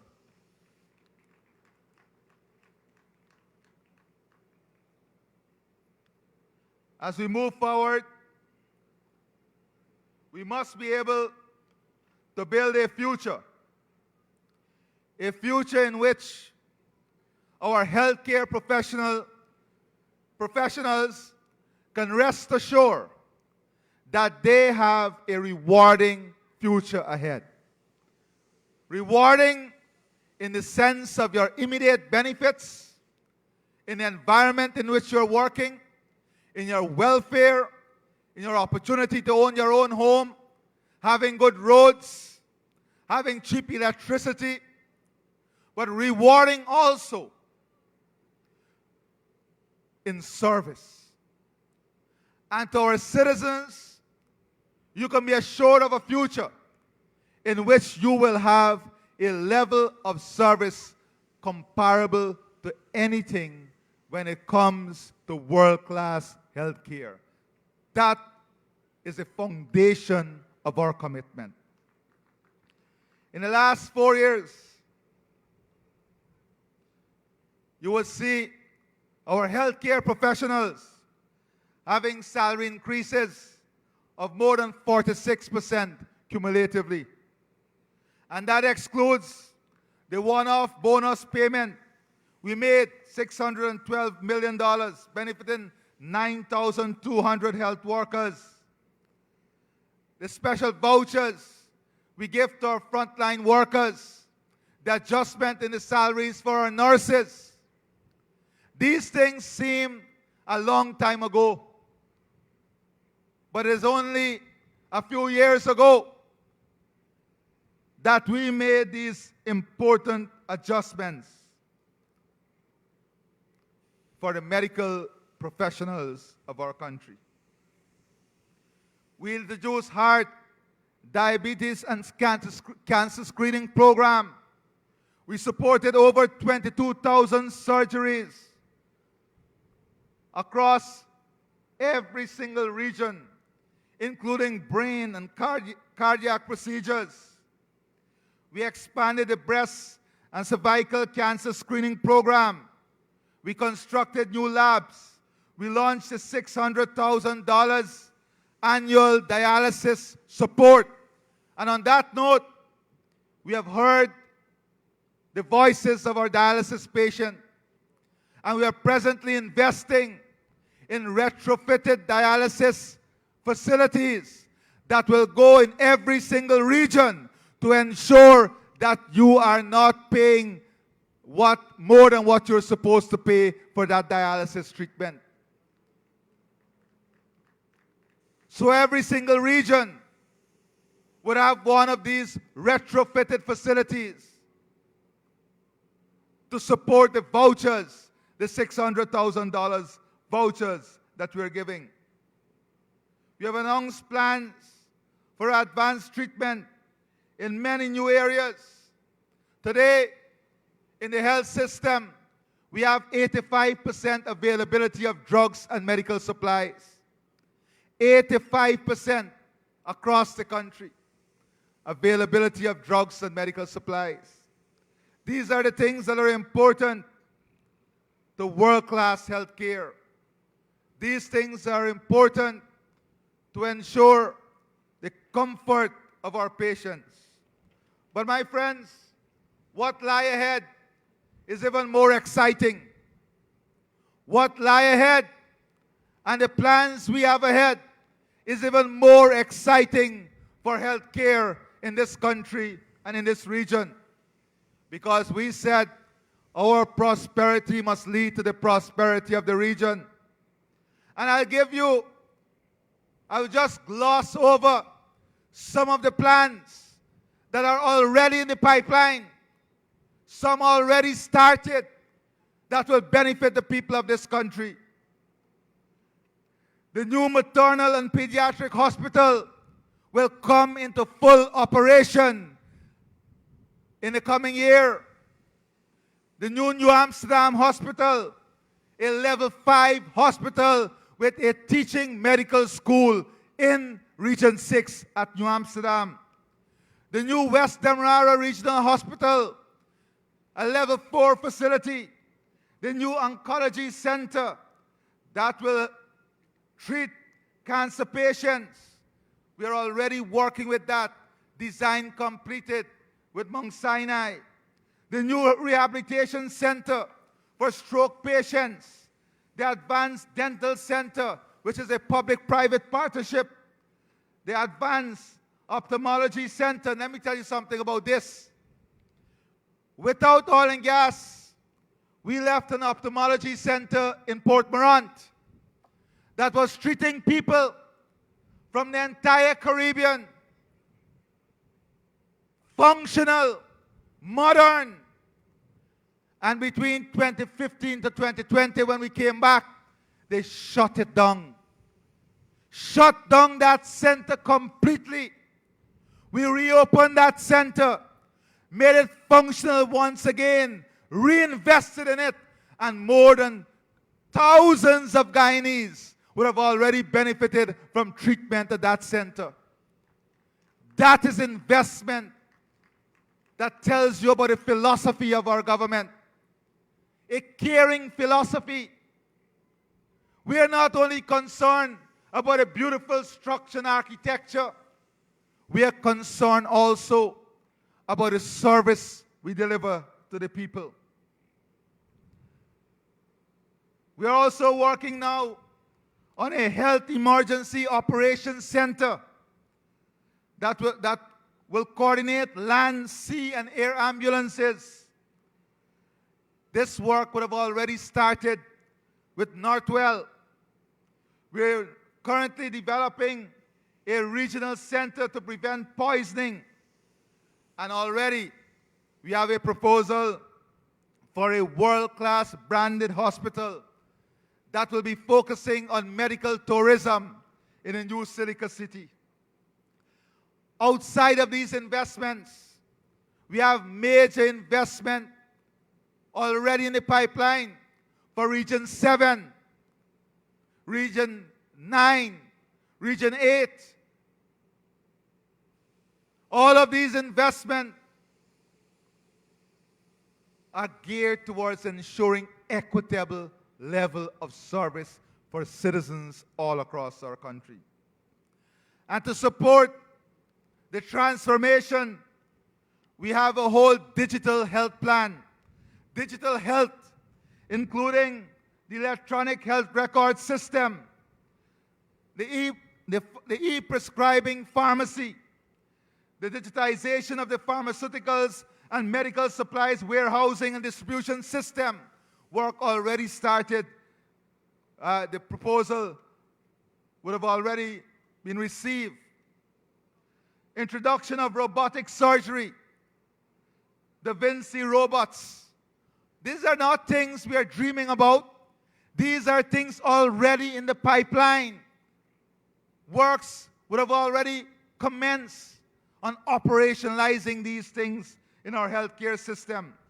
We're going to deploy AI applications in our healthcare for imaging interpretation. Right now, we're connected to some of the best hospitals in India and other places that are helping us to read our imaging 24 hours. We are connected. We have lab services that are interconnected with other systems globally that is supporting our healthcare system. You just saw the introduction of drone delivery to further enhance the efficiency in the system. Laboratories facility, new medicines labs, and regulatory authority to govern these labs. And yes, we also know that we have to modernize the medical council, the pharmacy council, the dental council. We have to modernize these institutions to match the development that is taking place in the healthcare sector. We are talking about tissue banks, the development of the Caribbean Biobank, the development of the Caribbean Gene Bank, and the development of the Guyana Eye Bank. These are things that are already in train. These are the type of investments that we are going to make to position Guyana at the cutting edge of healthcare delivery, at the cutting edge of global health services. And we have to invest in these things because we can't get to world class going the straight line method. We have to leapfrog. So we have to adopt the best there is today and shorten that time span between where we are and where we want the healthcare system to be. We're investing in a series of life sciences hub assisted by the EU. The establishment of the EU-Guyana-Barbados Grant Partnership that is going to build the ecosystem to support a biopharma industry here. The development of the Caribbean Center for Manufacturing of Diagnostics, Therapeutic, and Vaccines. The development of the Biomedical Research Center. The development of an incubator ecosystem for startups. The development of a mechanism to fund startups. All of these are things that are going to support this transformation in the healthcare system. We're going to invest heavily in public health education, the continuous education of our healthcare professionals. These are the things that matter when we speak about a world-class healthcare system. And I want to say to you today that one thing you can be assured of: when the People's Progressive Party civic government say we will do it, you can rest assured it will be done. We have a clear strategy. Today is a celebration here on the East Bank of this new modern 75-bed hospital. Tomorrow, it will be another community. If we are to open every single facility that is ready to be opened here between now and the end of this year, we'll have to open 3 facilities per day. 3 facilities per day. My friends, let us not take these investments for granted. By the time we are finished here today, there will be those who will try to minimize what this achievement here is all about. You have to be thinkers for yourself. You have to understand what this means for the people on the East Bank. As we said, the old Diamond Hospital would have outgrown its capacity, outgrown its functionality.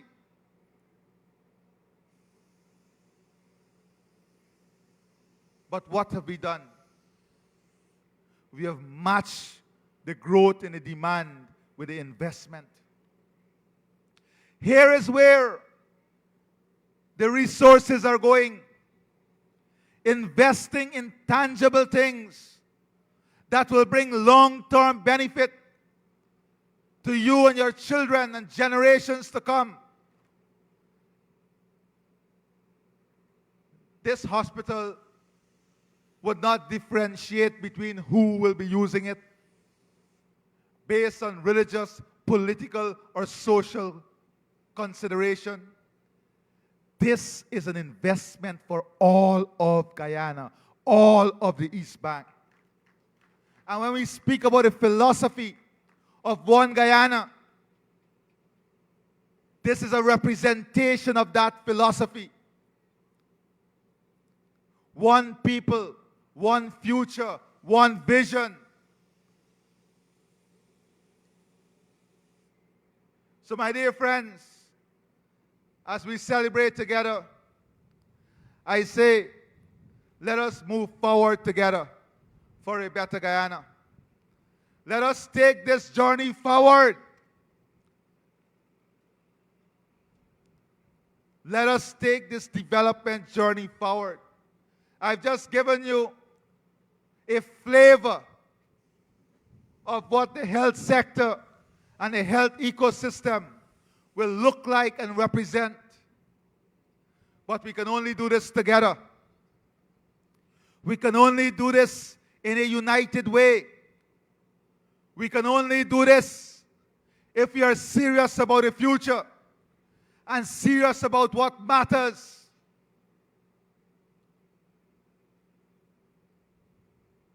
These are not things to be taken for granted. This is not a show. Elections and policies, it's not show business.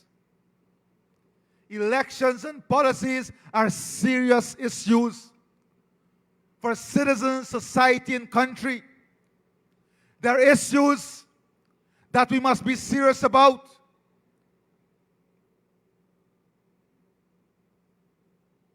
And I can assure you that we are serious about your future. The People's Progressive Party Civic, we are serious about our responsibility in giving you the best possible future you can have, in investing in that future. Education, health, roads, food, energy. Today, as I was coming back from Parika,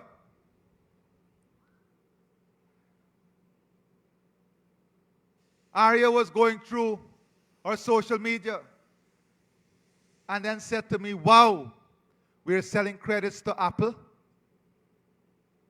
Carbon credits.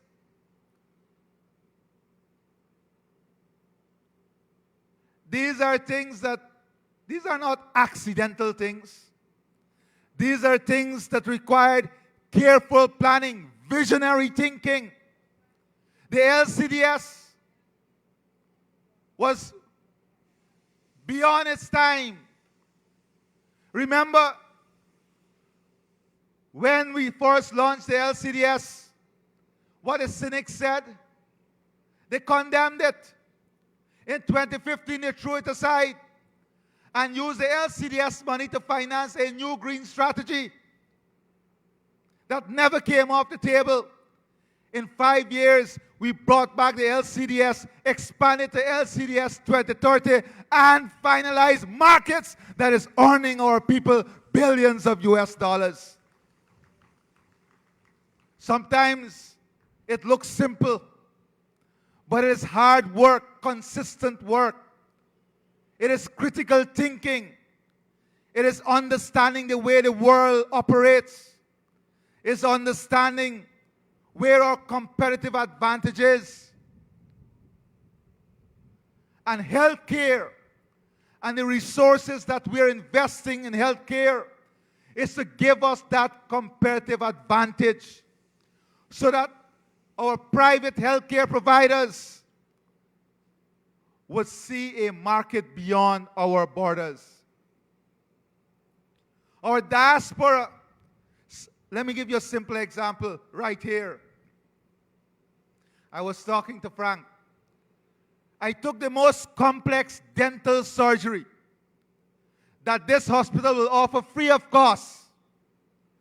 And I did some checks in the US and other places.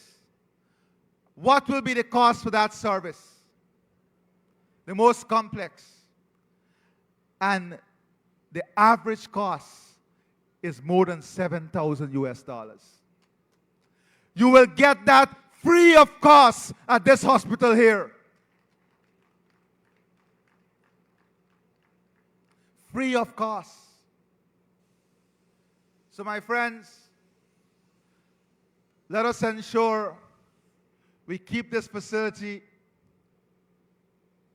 in excellent condition. Let us ensure that we continue to build on this momentum, that we continue to build on this foundation of transformation, and that we all commit ourselves to invest in a Guyana that makes us stronger together. I thank you and God bless you.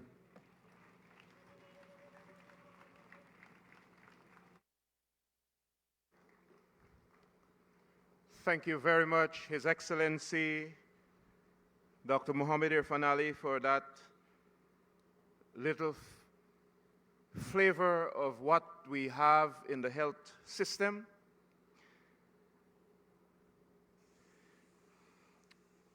And thank you, sir, for mapping out the course of our future and reassuring the gathering here this afternoon of your government's commitment to building a bright future for everyone in Guyana.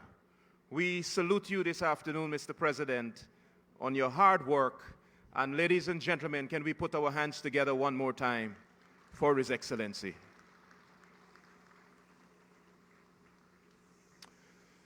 At this time, I would like to welcome one of the ladies who were appointed to serve in this hospital as the hospital administrator to come and do the vote of thanks. Ladies and gentlemen, please welcome Dr. Gillian Apple Jardine.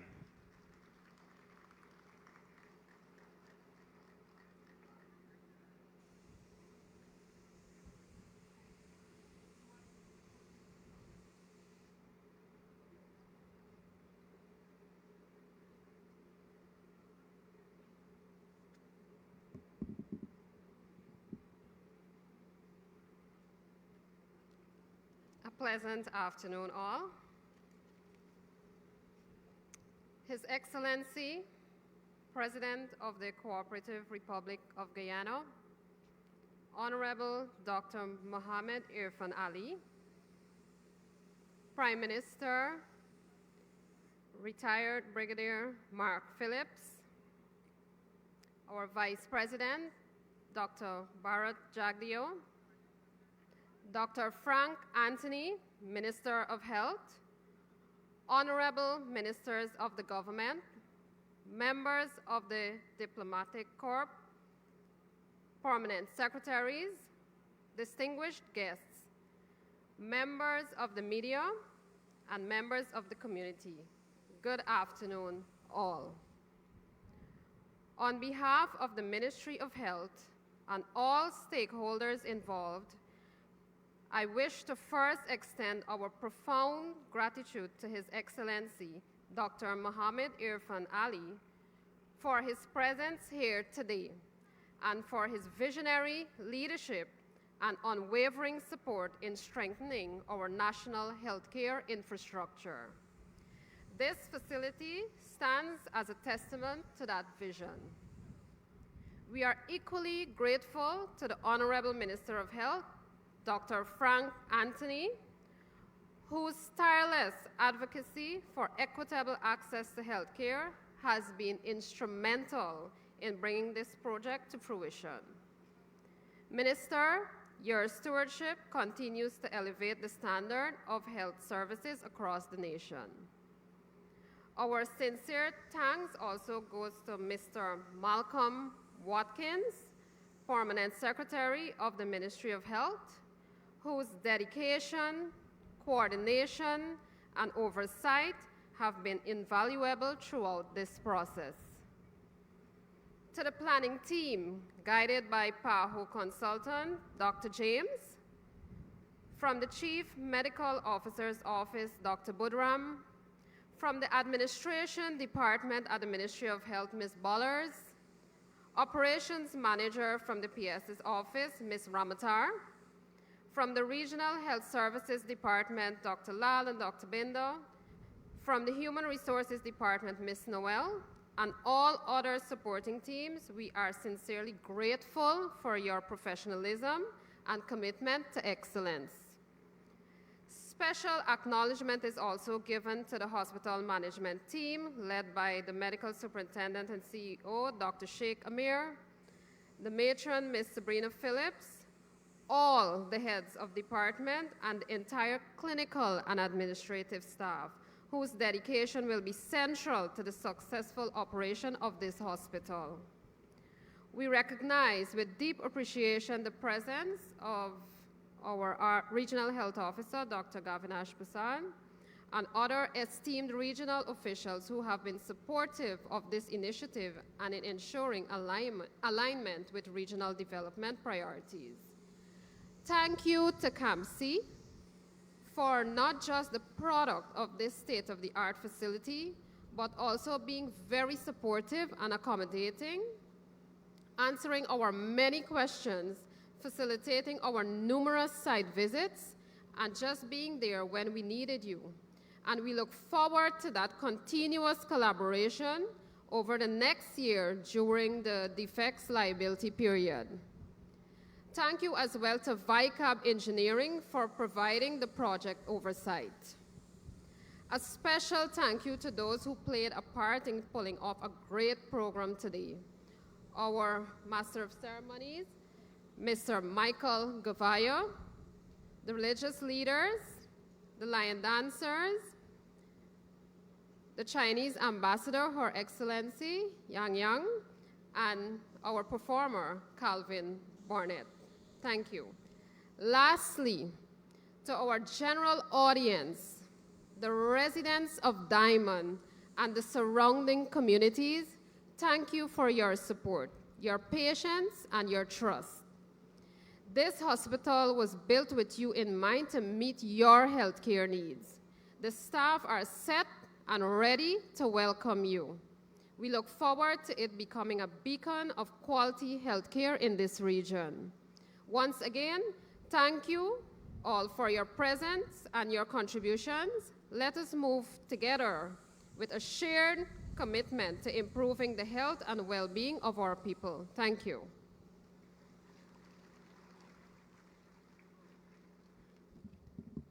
Thank you very much, Dr. Jardine. And Mr.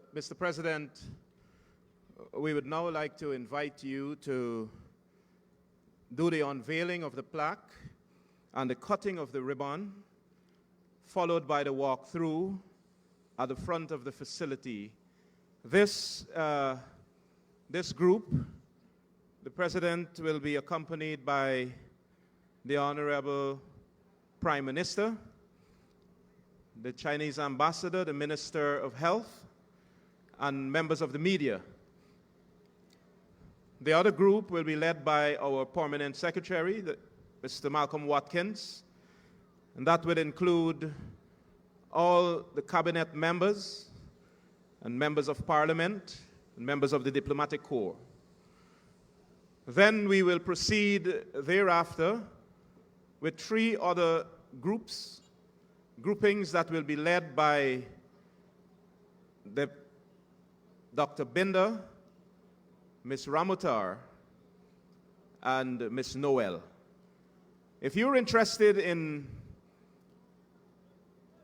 being part of the walkthrough, then we will advise that you check at the front. The ushers, the persons guiding you at the front will provide the necessary guidance, and so you can be part of this auspicious occasion. Thank you very much for your cooperation this afternoon, and thank you so much for participating in this very auspicious occasion. The Lord richly bless all of you.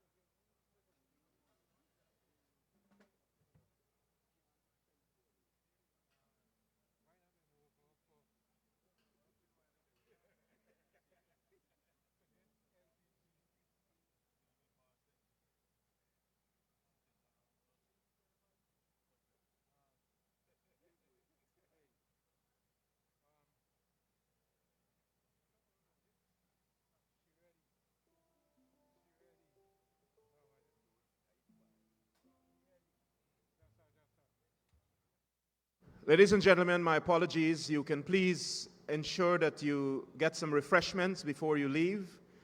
We have a booth to the left of the tent. Please ensure that you get your refreshments. Thank you very much.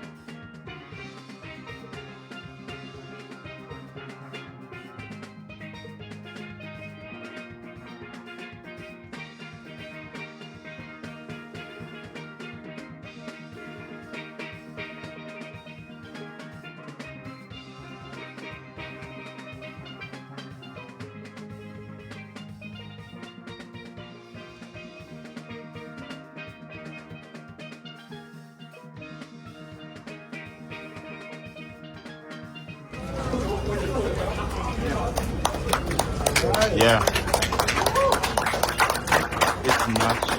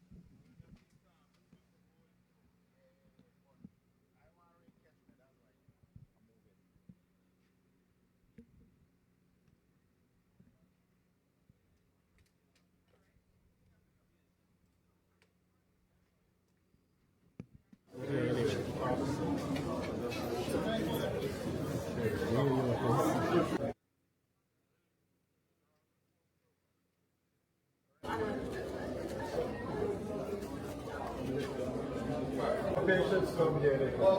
Myself and stuff.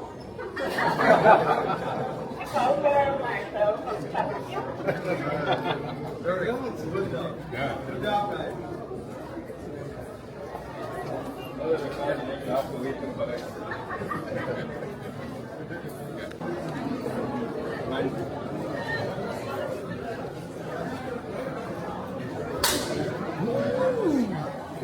Rick.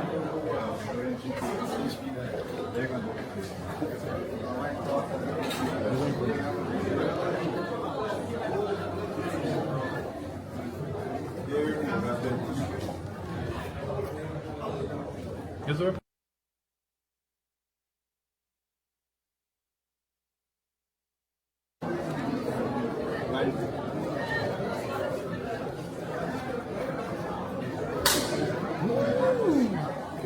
Rick.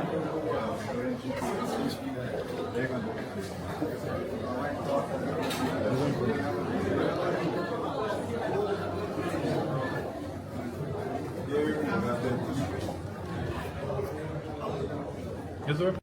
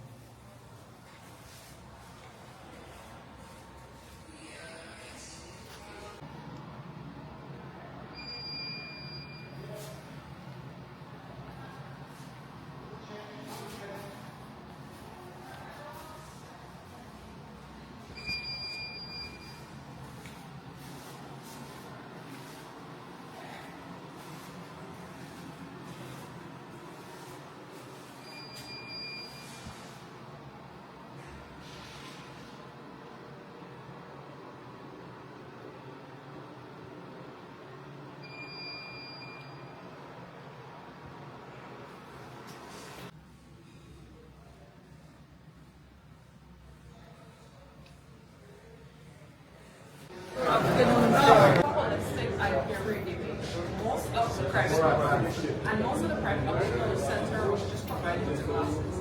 Here, we're holistic. We want to look after the healthy guy. We take out foreign bodies, we need to work. So it's more than just coming here and like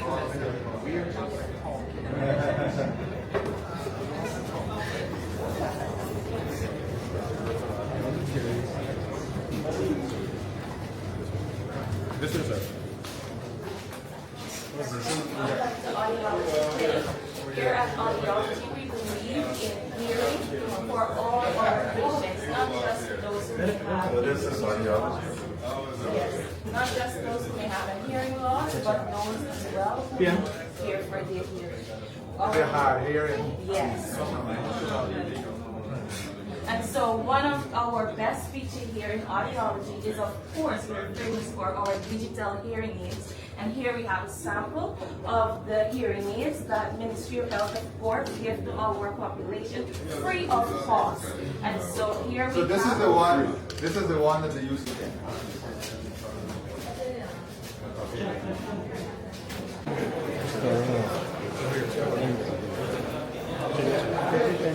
Push.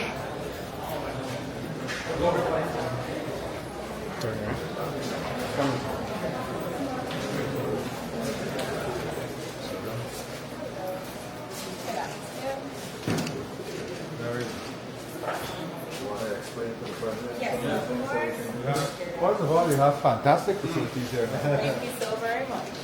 So first I would like to introduce our hematology analyzer. It's an automatic equipment. What we can do, we can load our samples. On this side, we can use 10 Everything is samples. digital. Yes, 10 samples at a time. It takes the sample, scans it, puts it inside, mixes the sample for us, which we use All this used to be manual. manually. Yeah. So it does that for us, and we get the results on screen. This is our chemiluminescence. This is for hormones. We are able to run now 90 samples with 80 samples as routine, and we can get the rest as emergency samples. Yes, of course. Going forward, this is standard centrifuge. We have advanced scales that we can now use.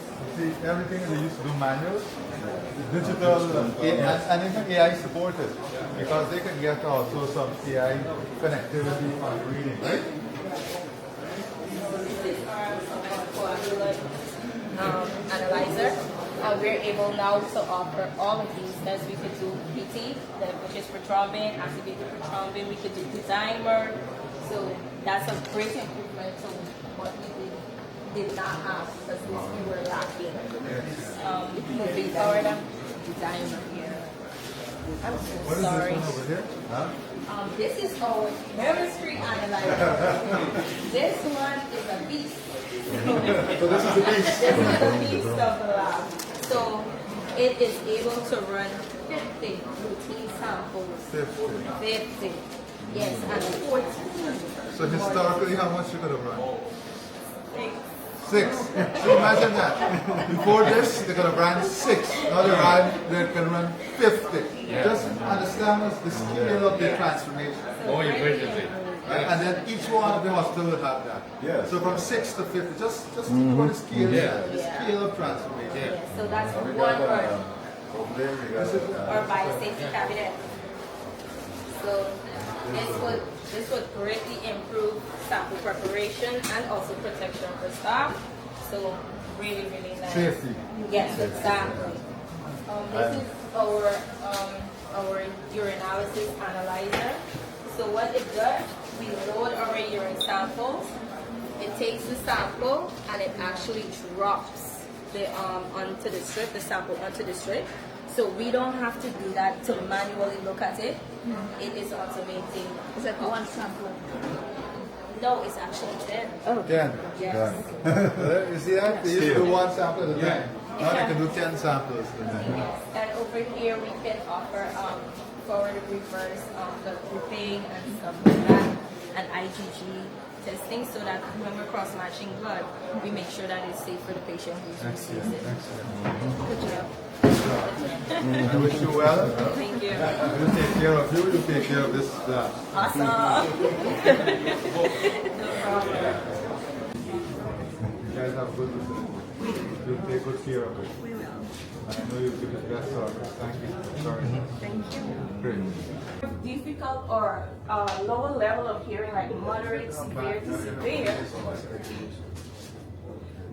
to severe hearing loss, they need a hearing aid with a more secure mold so that they will be able to capture the sound to be able to communicate effectively with those around them.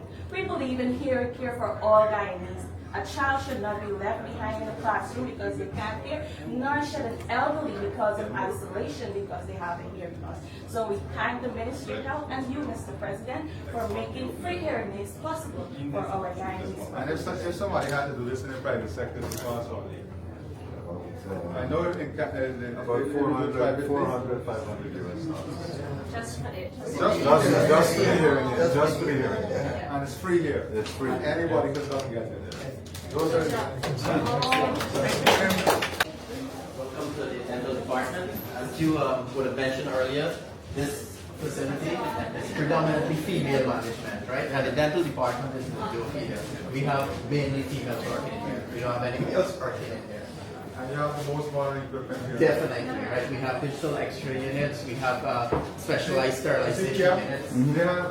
They have their own digital X-ray in the dental sector. So within their own facility, they have their own digital X-ray. Sure, it should be there. So basically, you take your image over here. The patient comes here. You send. We take the image here. The film goes into this processor that comes up onto the computer, which is then entered into the patient account. Because for each patient that comes here, everything is completely digital. We have no paper trail in here. Everything is fully digital onto that the patient card that we create there. And on top of that, we have. And in the cost analysis I did in the speech, I did not even factor in digital X-ray. And of course, we have brand new dental chairs that we will. Our two female dental surgeons will be utilizing. They'll be offering oral surgeries, different types of fillings, endodontic procedures, and of course, given that we have such a beautiful facility, we'll be having visiting dental specialists coming here. Specifically, a periodontist will be visiting here very often. Very good. You gotta keep it just like that. There's a young principal dental. My name is Father. How are you?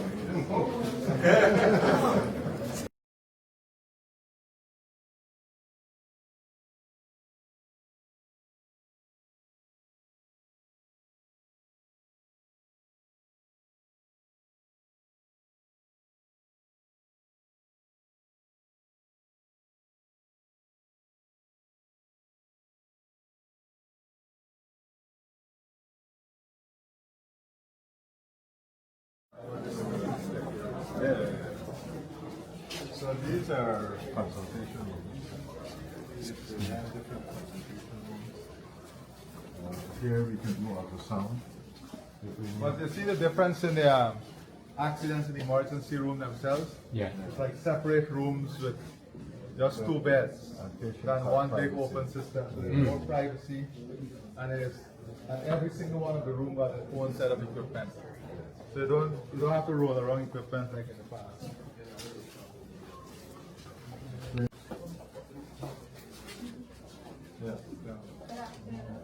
I'm Dr. Hamilton, the HOD for anesthesia and intensive care. So here we have one of the operating theaters that will be functional. So the guys can come and get it here. Take it because you can't go in there.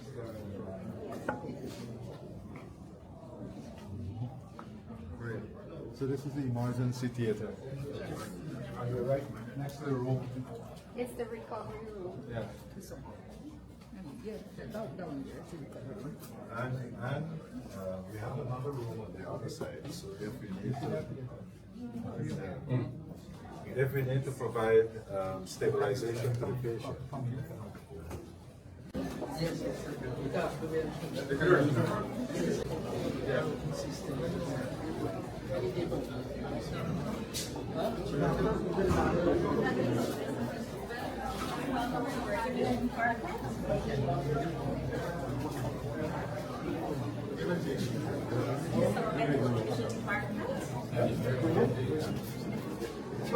No, we don't.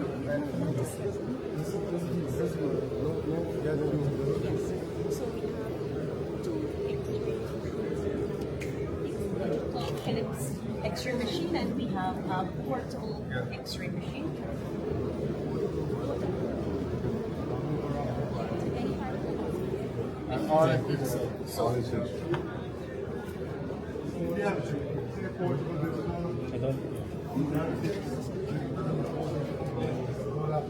You gotta roll the patient anymore. Yeah, just take up the patient. So the beauty of our department is all our system running on a digital system. Say that to them.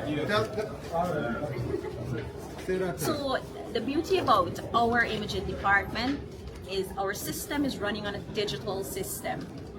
So we are exactly. So we're modernized, and we have X-ray modality, CT modality, and an ultrasound modality. All three of these modalities run on a digital system, and images are transported via a PAC system, which. So this is our CT scanner, Philips 500. This is the radio? Yes. Vanessa. We have one tomorrow. Okay. So tell them a bit about this, which is one of the latest machines. Just tell them. So our Philips CT scanner 32 slice, 64 slice reconstruction 500 machine is a state-of-the-art digital machine which basically takes images for any body parts of a patient, and then that data is processed and transferred over into our PAC system, which is a processing, archiving, communication system, and it feeds directly into the database, and we can view those images from our reading room, from the A&E, from all the clinics. I can be at home and still view these images as well.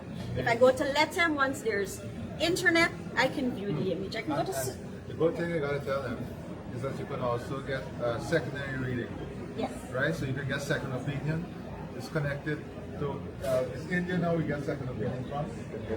And even Northwell, all of these. So basically, we can have a second opinion from any country in the world that is contracted with us and read these images. I can go to Barbados and log in and read these images. I could go to You the don't US need to walk with and big folders anymore. all you need is your laptop and Wi-Fi.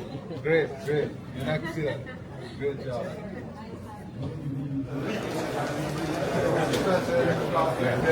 Yes, the promise into the future.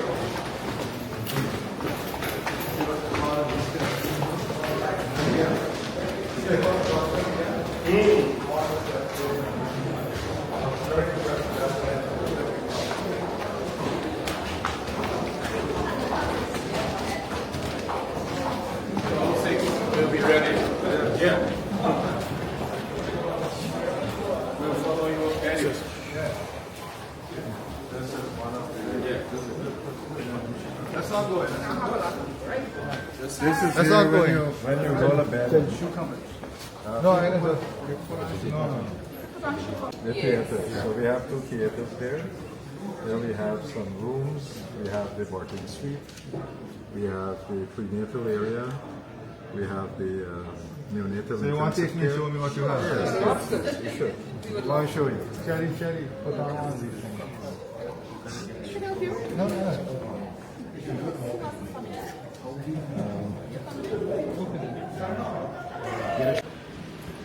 Come on, come. So you want to start from the door? Showing the. Really start from here. Oh, okay. So this is our change room where the beds come in with the patients.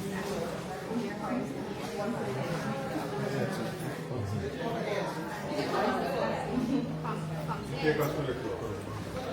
So the beds that are outside can come in. Yeah.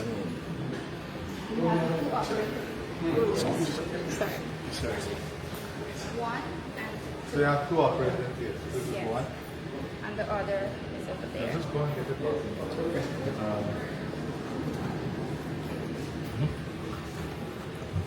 So they are all equipped with modern equipment. And this is the second one. Yes. Can we just open everything? Yes. Not to go in. Look at that. All modern. Yeah. power pumps, the anesthetic machine, and on these machines there is like a scavenging system. And the good thing here is that no hand, right? Just no need a hand. So just do this here. Yeah. Beautiful. Thanks. Yeah. Modern. Way of hand. Yeah. So here is where you watch. You're going into the circle. Along this corridor we have the utensils. So this is a recovery area. Yes, yeah. The recovery room. Yeah. After there, come to here. Yeah. Yeah. No. Smart cabinet. I don't think so. We have one small cabinet that warms blankets and fluids. Beautiful. IV fluids. Okay. Yeah, you go ahead. This here is the ICU. No one. Yeah. Door closed. You all right? Very efficient. Yeah. This is the ICU.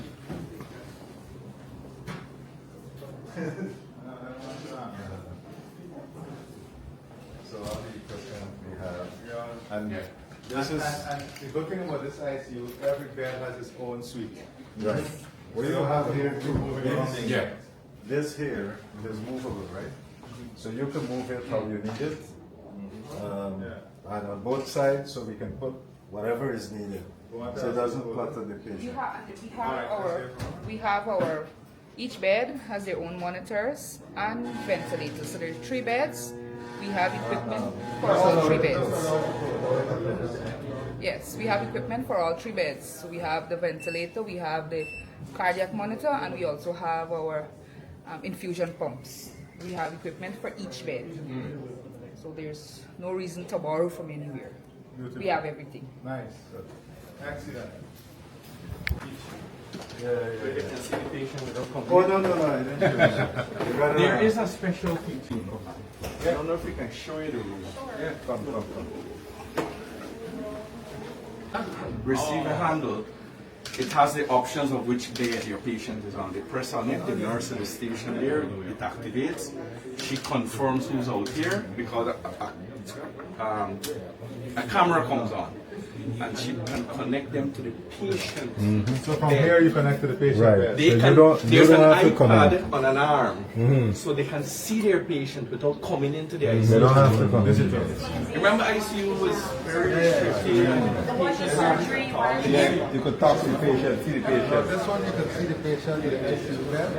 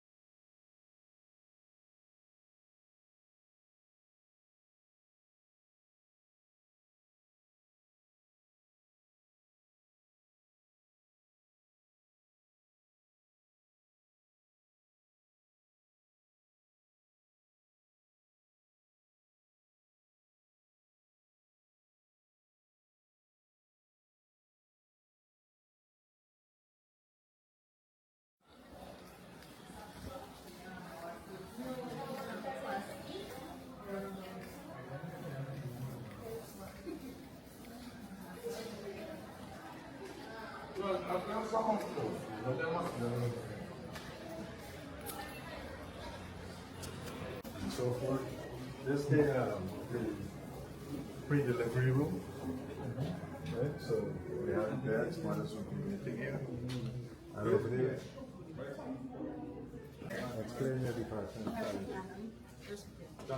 Yes, so this is the labor ward and the delivery ward, also associated with the NICU or the neonatal intensive care units. So this area here is where we would have our patients in labor, and over here would be the delivery section. Right now, we could take a peek in it. Let's take a peek. This way.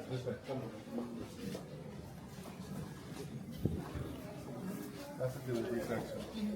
So they would be in labor over there. All more and stuff now. Very good. be able to do vaginal aspiration, everything all right here, residential lighting, take care of the babies and everything right there. Very nice. And each bed actually has a baby monitor to monitor the babies. And we have good privacy around each bed actually.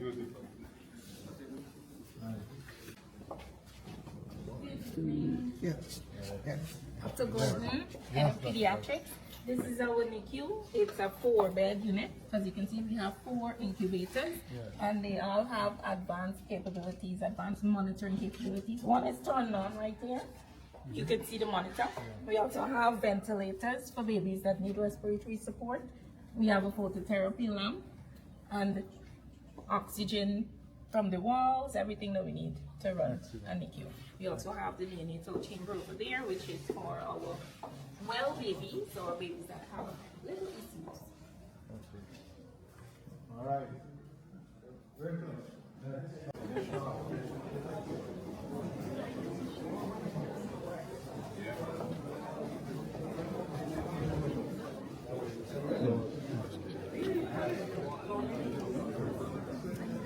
This is the gynecology and obstetric outpatient clinic as well as the pediatric clinic. So on this side is for our pregnant women. Then that's it, it's a good system.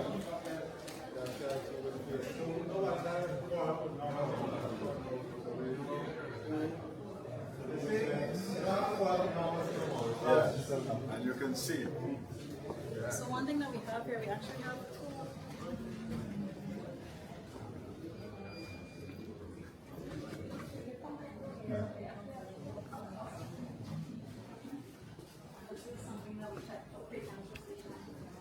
This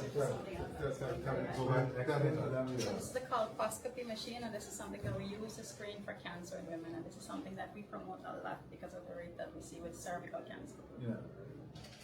I have 2 of these now. So all the hospitals now have 2 of this. Yes. Alright, and this is the treatment room, ECG room over there.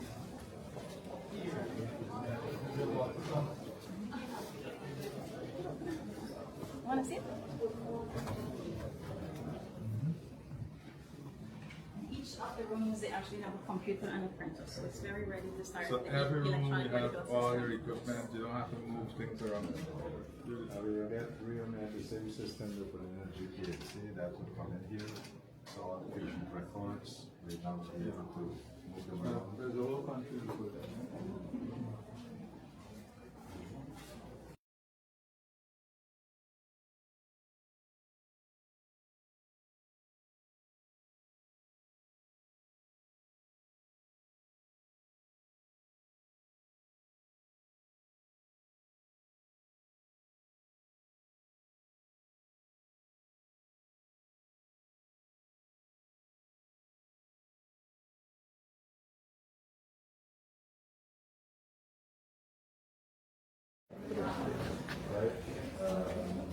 These are the 5 beds. Yeah. You can get oxygen, vacuum, so everything is set up.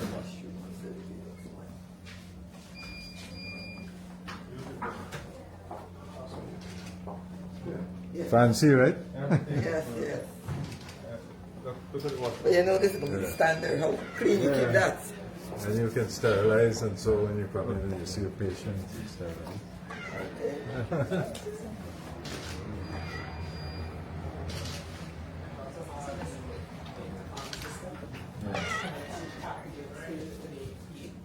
Right. So if a patient has a query or concern, you can always touch the Buzz button, the nurse. And the nurse says, what's the weird? Now you guys have to take care of this, right? Let's just go down the card. Take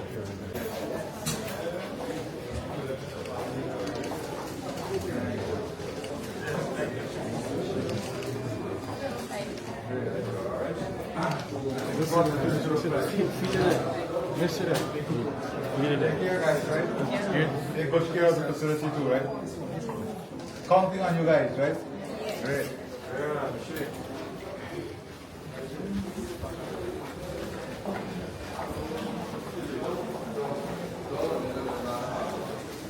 So these are all inpatient. Yeah, they are. These are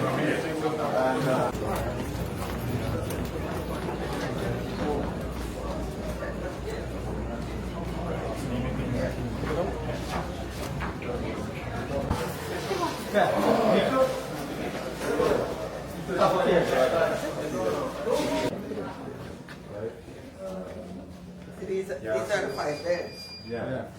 You get oxygen, vacuum, so everything is set up.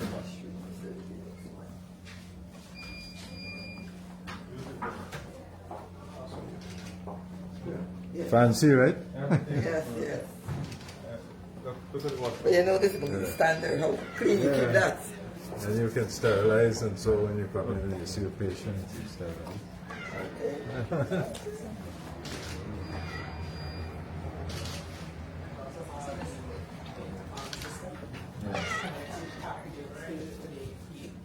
Right. So if a patient has a query or concern, they can always touch the Buzz the button, nurse. and the nurse says, what's the lyric?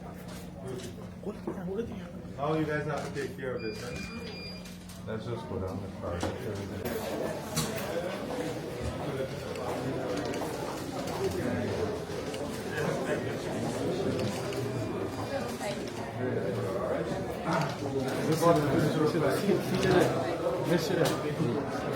care, guys, right? They push care of the facility too, right? Counting on you guys, right? Great.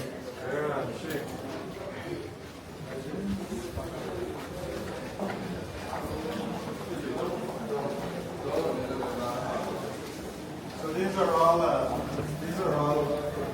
And this is the treatment room, ECG room over there.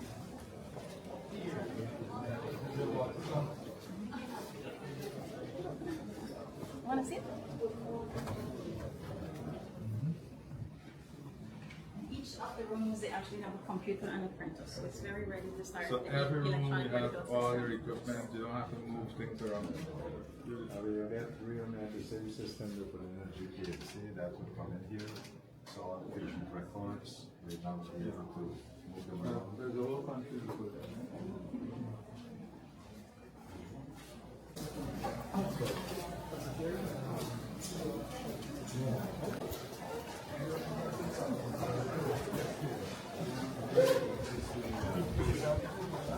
I saw that.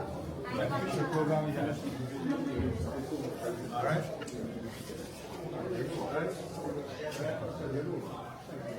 That's good. Yeah. Got to be on special ones, especially how many you have. So this tells you how to put it on the floor. On the floor, right? Welcome, everyone, to the male my name is Sheila Halvin. I'm the HOD of this department. This is the male medical surgical unit, and it comprises of 27 beds. We have 5 rooms with 5 beds each inside, and 1 room with 2 beds inside. So if we have patients who have a contagious illness or disease, they will be housed in that room. We also have our voice activated system. Please allow me to demonstrate.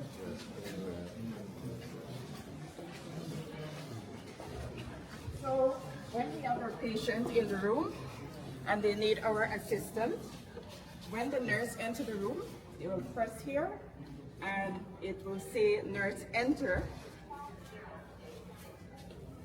So when I go into the room and I do whatever procedure or assist the patient and I come out, I will press here and this will state that a nurse attended to the patient.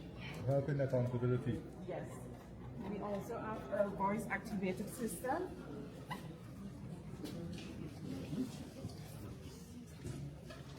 So if a patient needs assistance, they will call and they will say, "Hi nurse, I need your assistance in helping me to go to the washroom." So the nurse who is at the station will hear the patient and communicate with the patient. All right. So the nurse would enter the room. Hello, nurse. This is patient Holly. Can you come and assist me?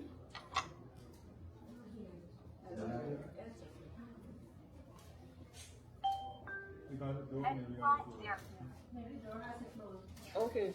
Yes, so we will be better able to provide close monitoring for our patient and quality service to our patient, and thus it will improve our healthcare system. So we are very pleased to be here to provide our services to our Guyana population. Thank you. And you'll take care of everything here. Thank you. Keep it nice. Yes, we will. Good.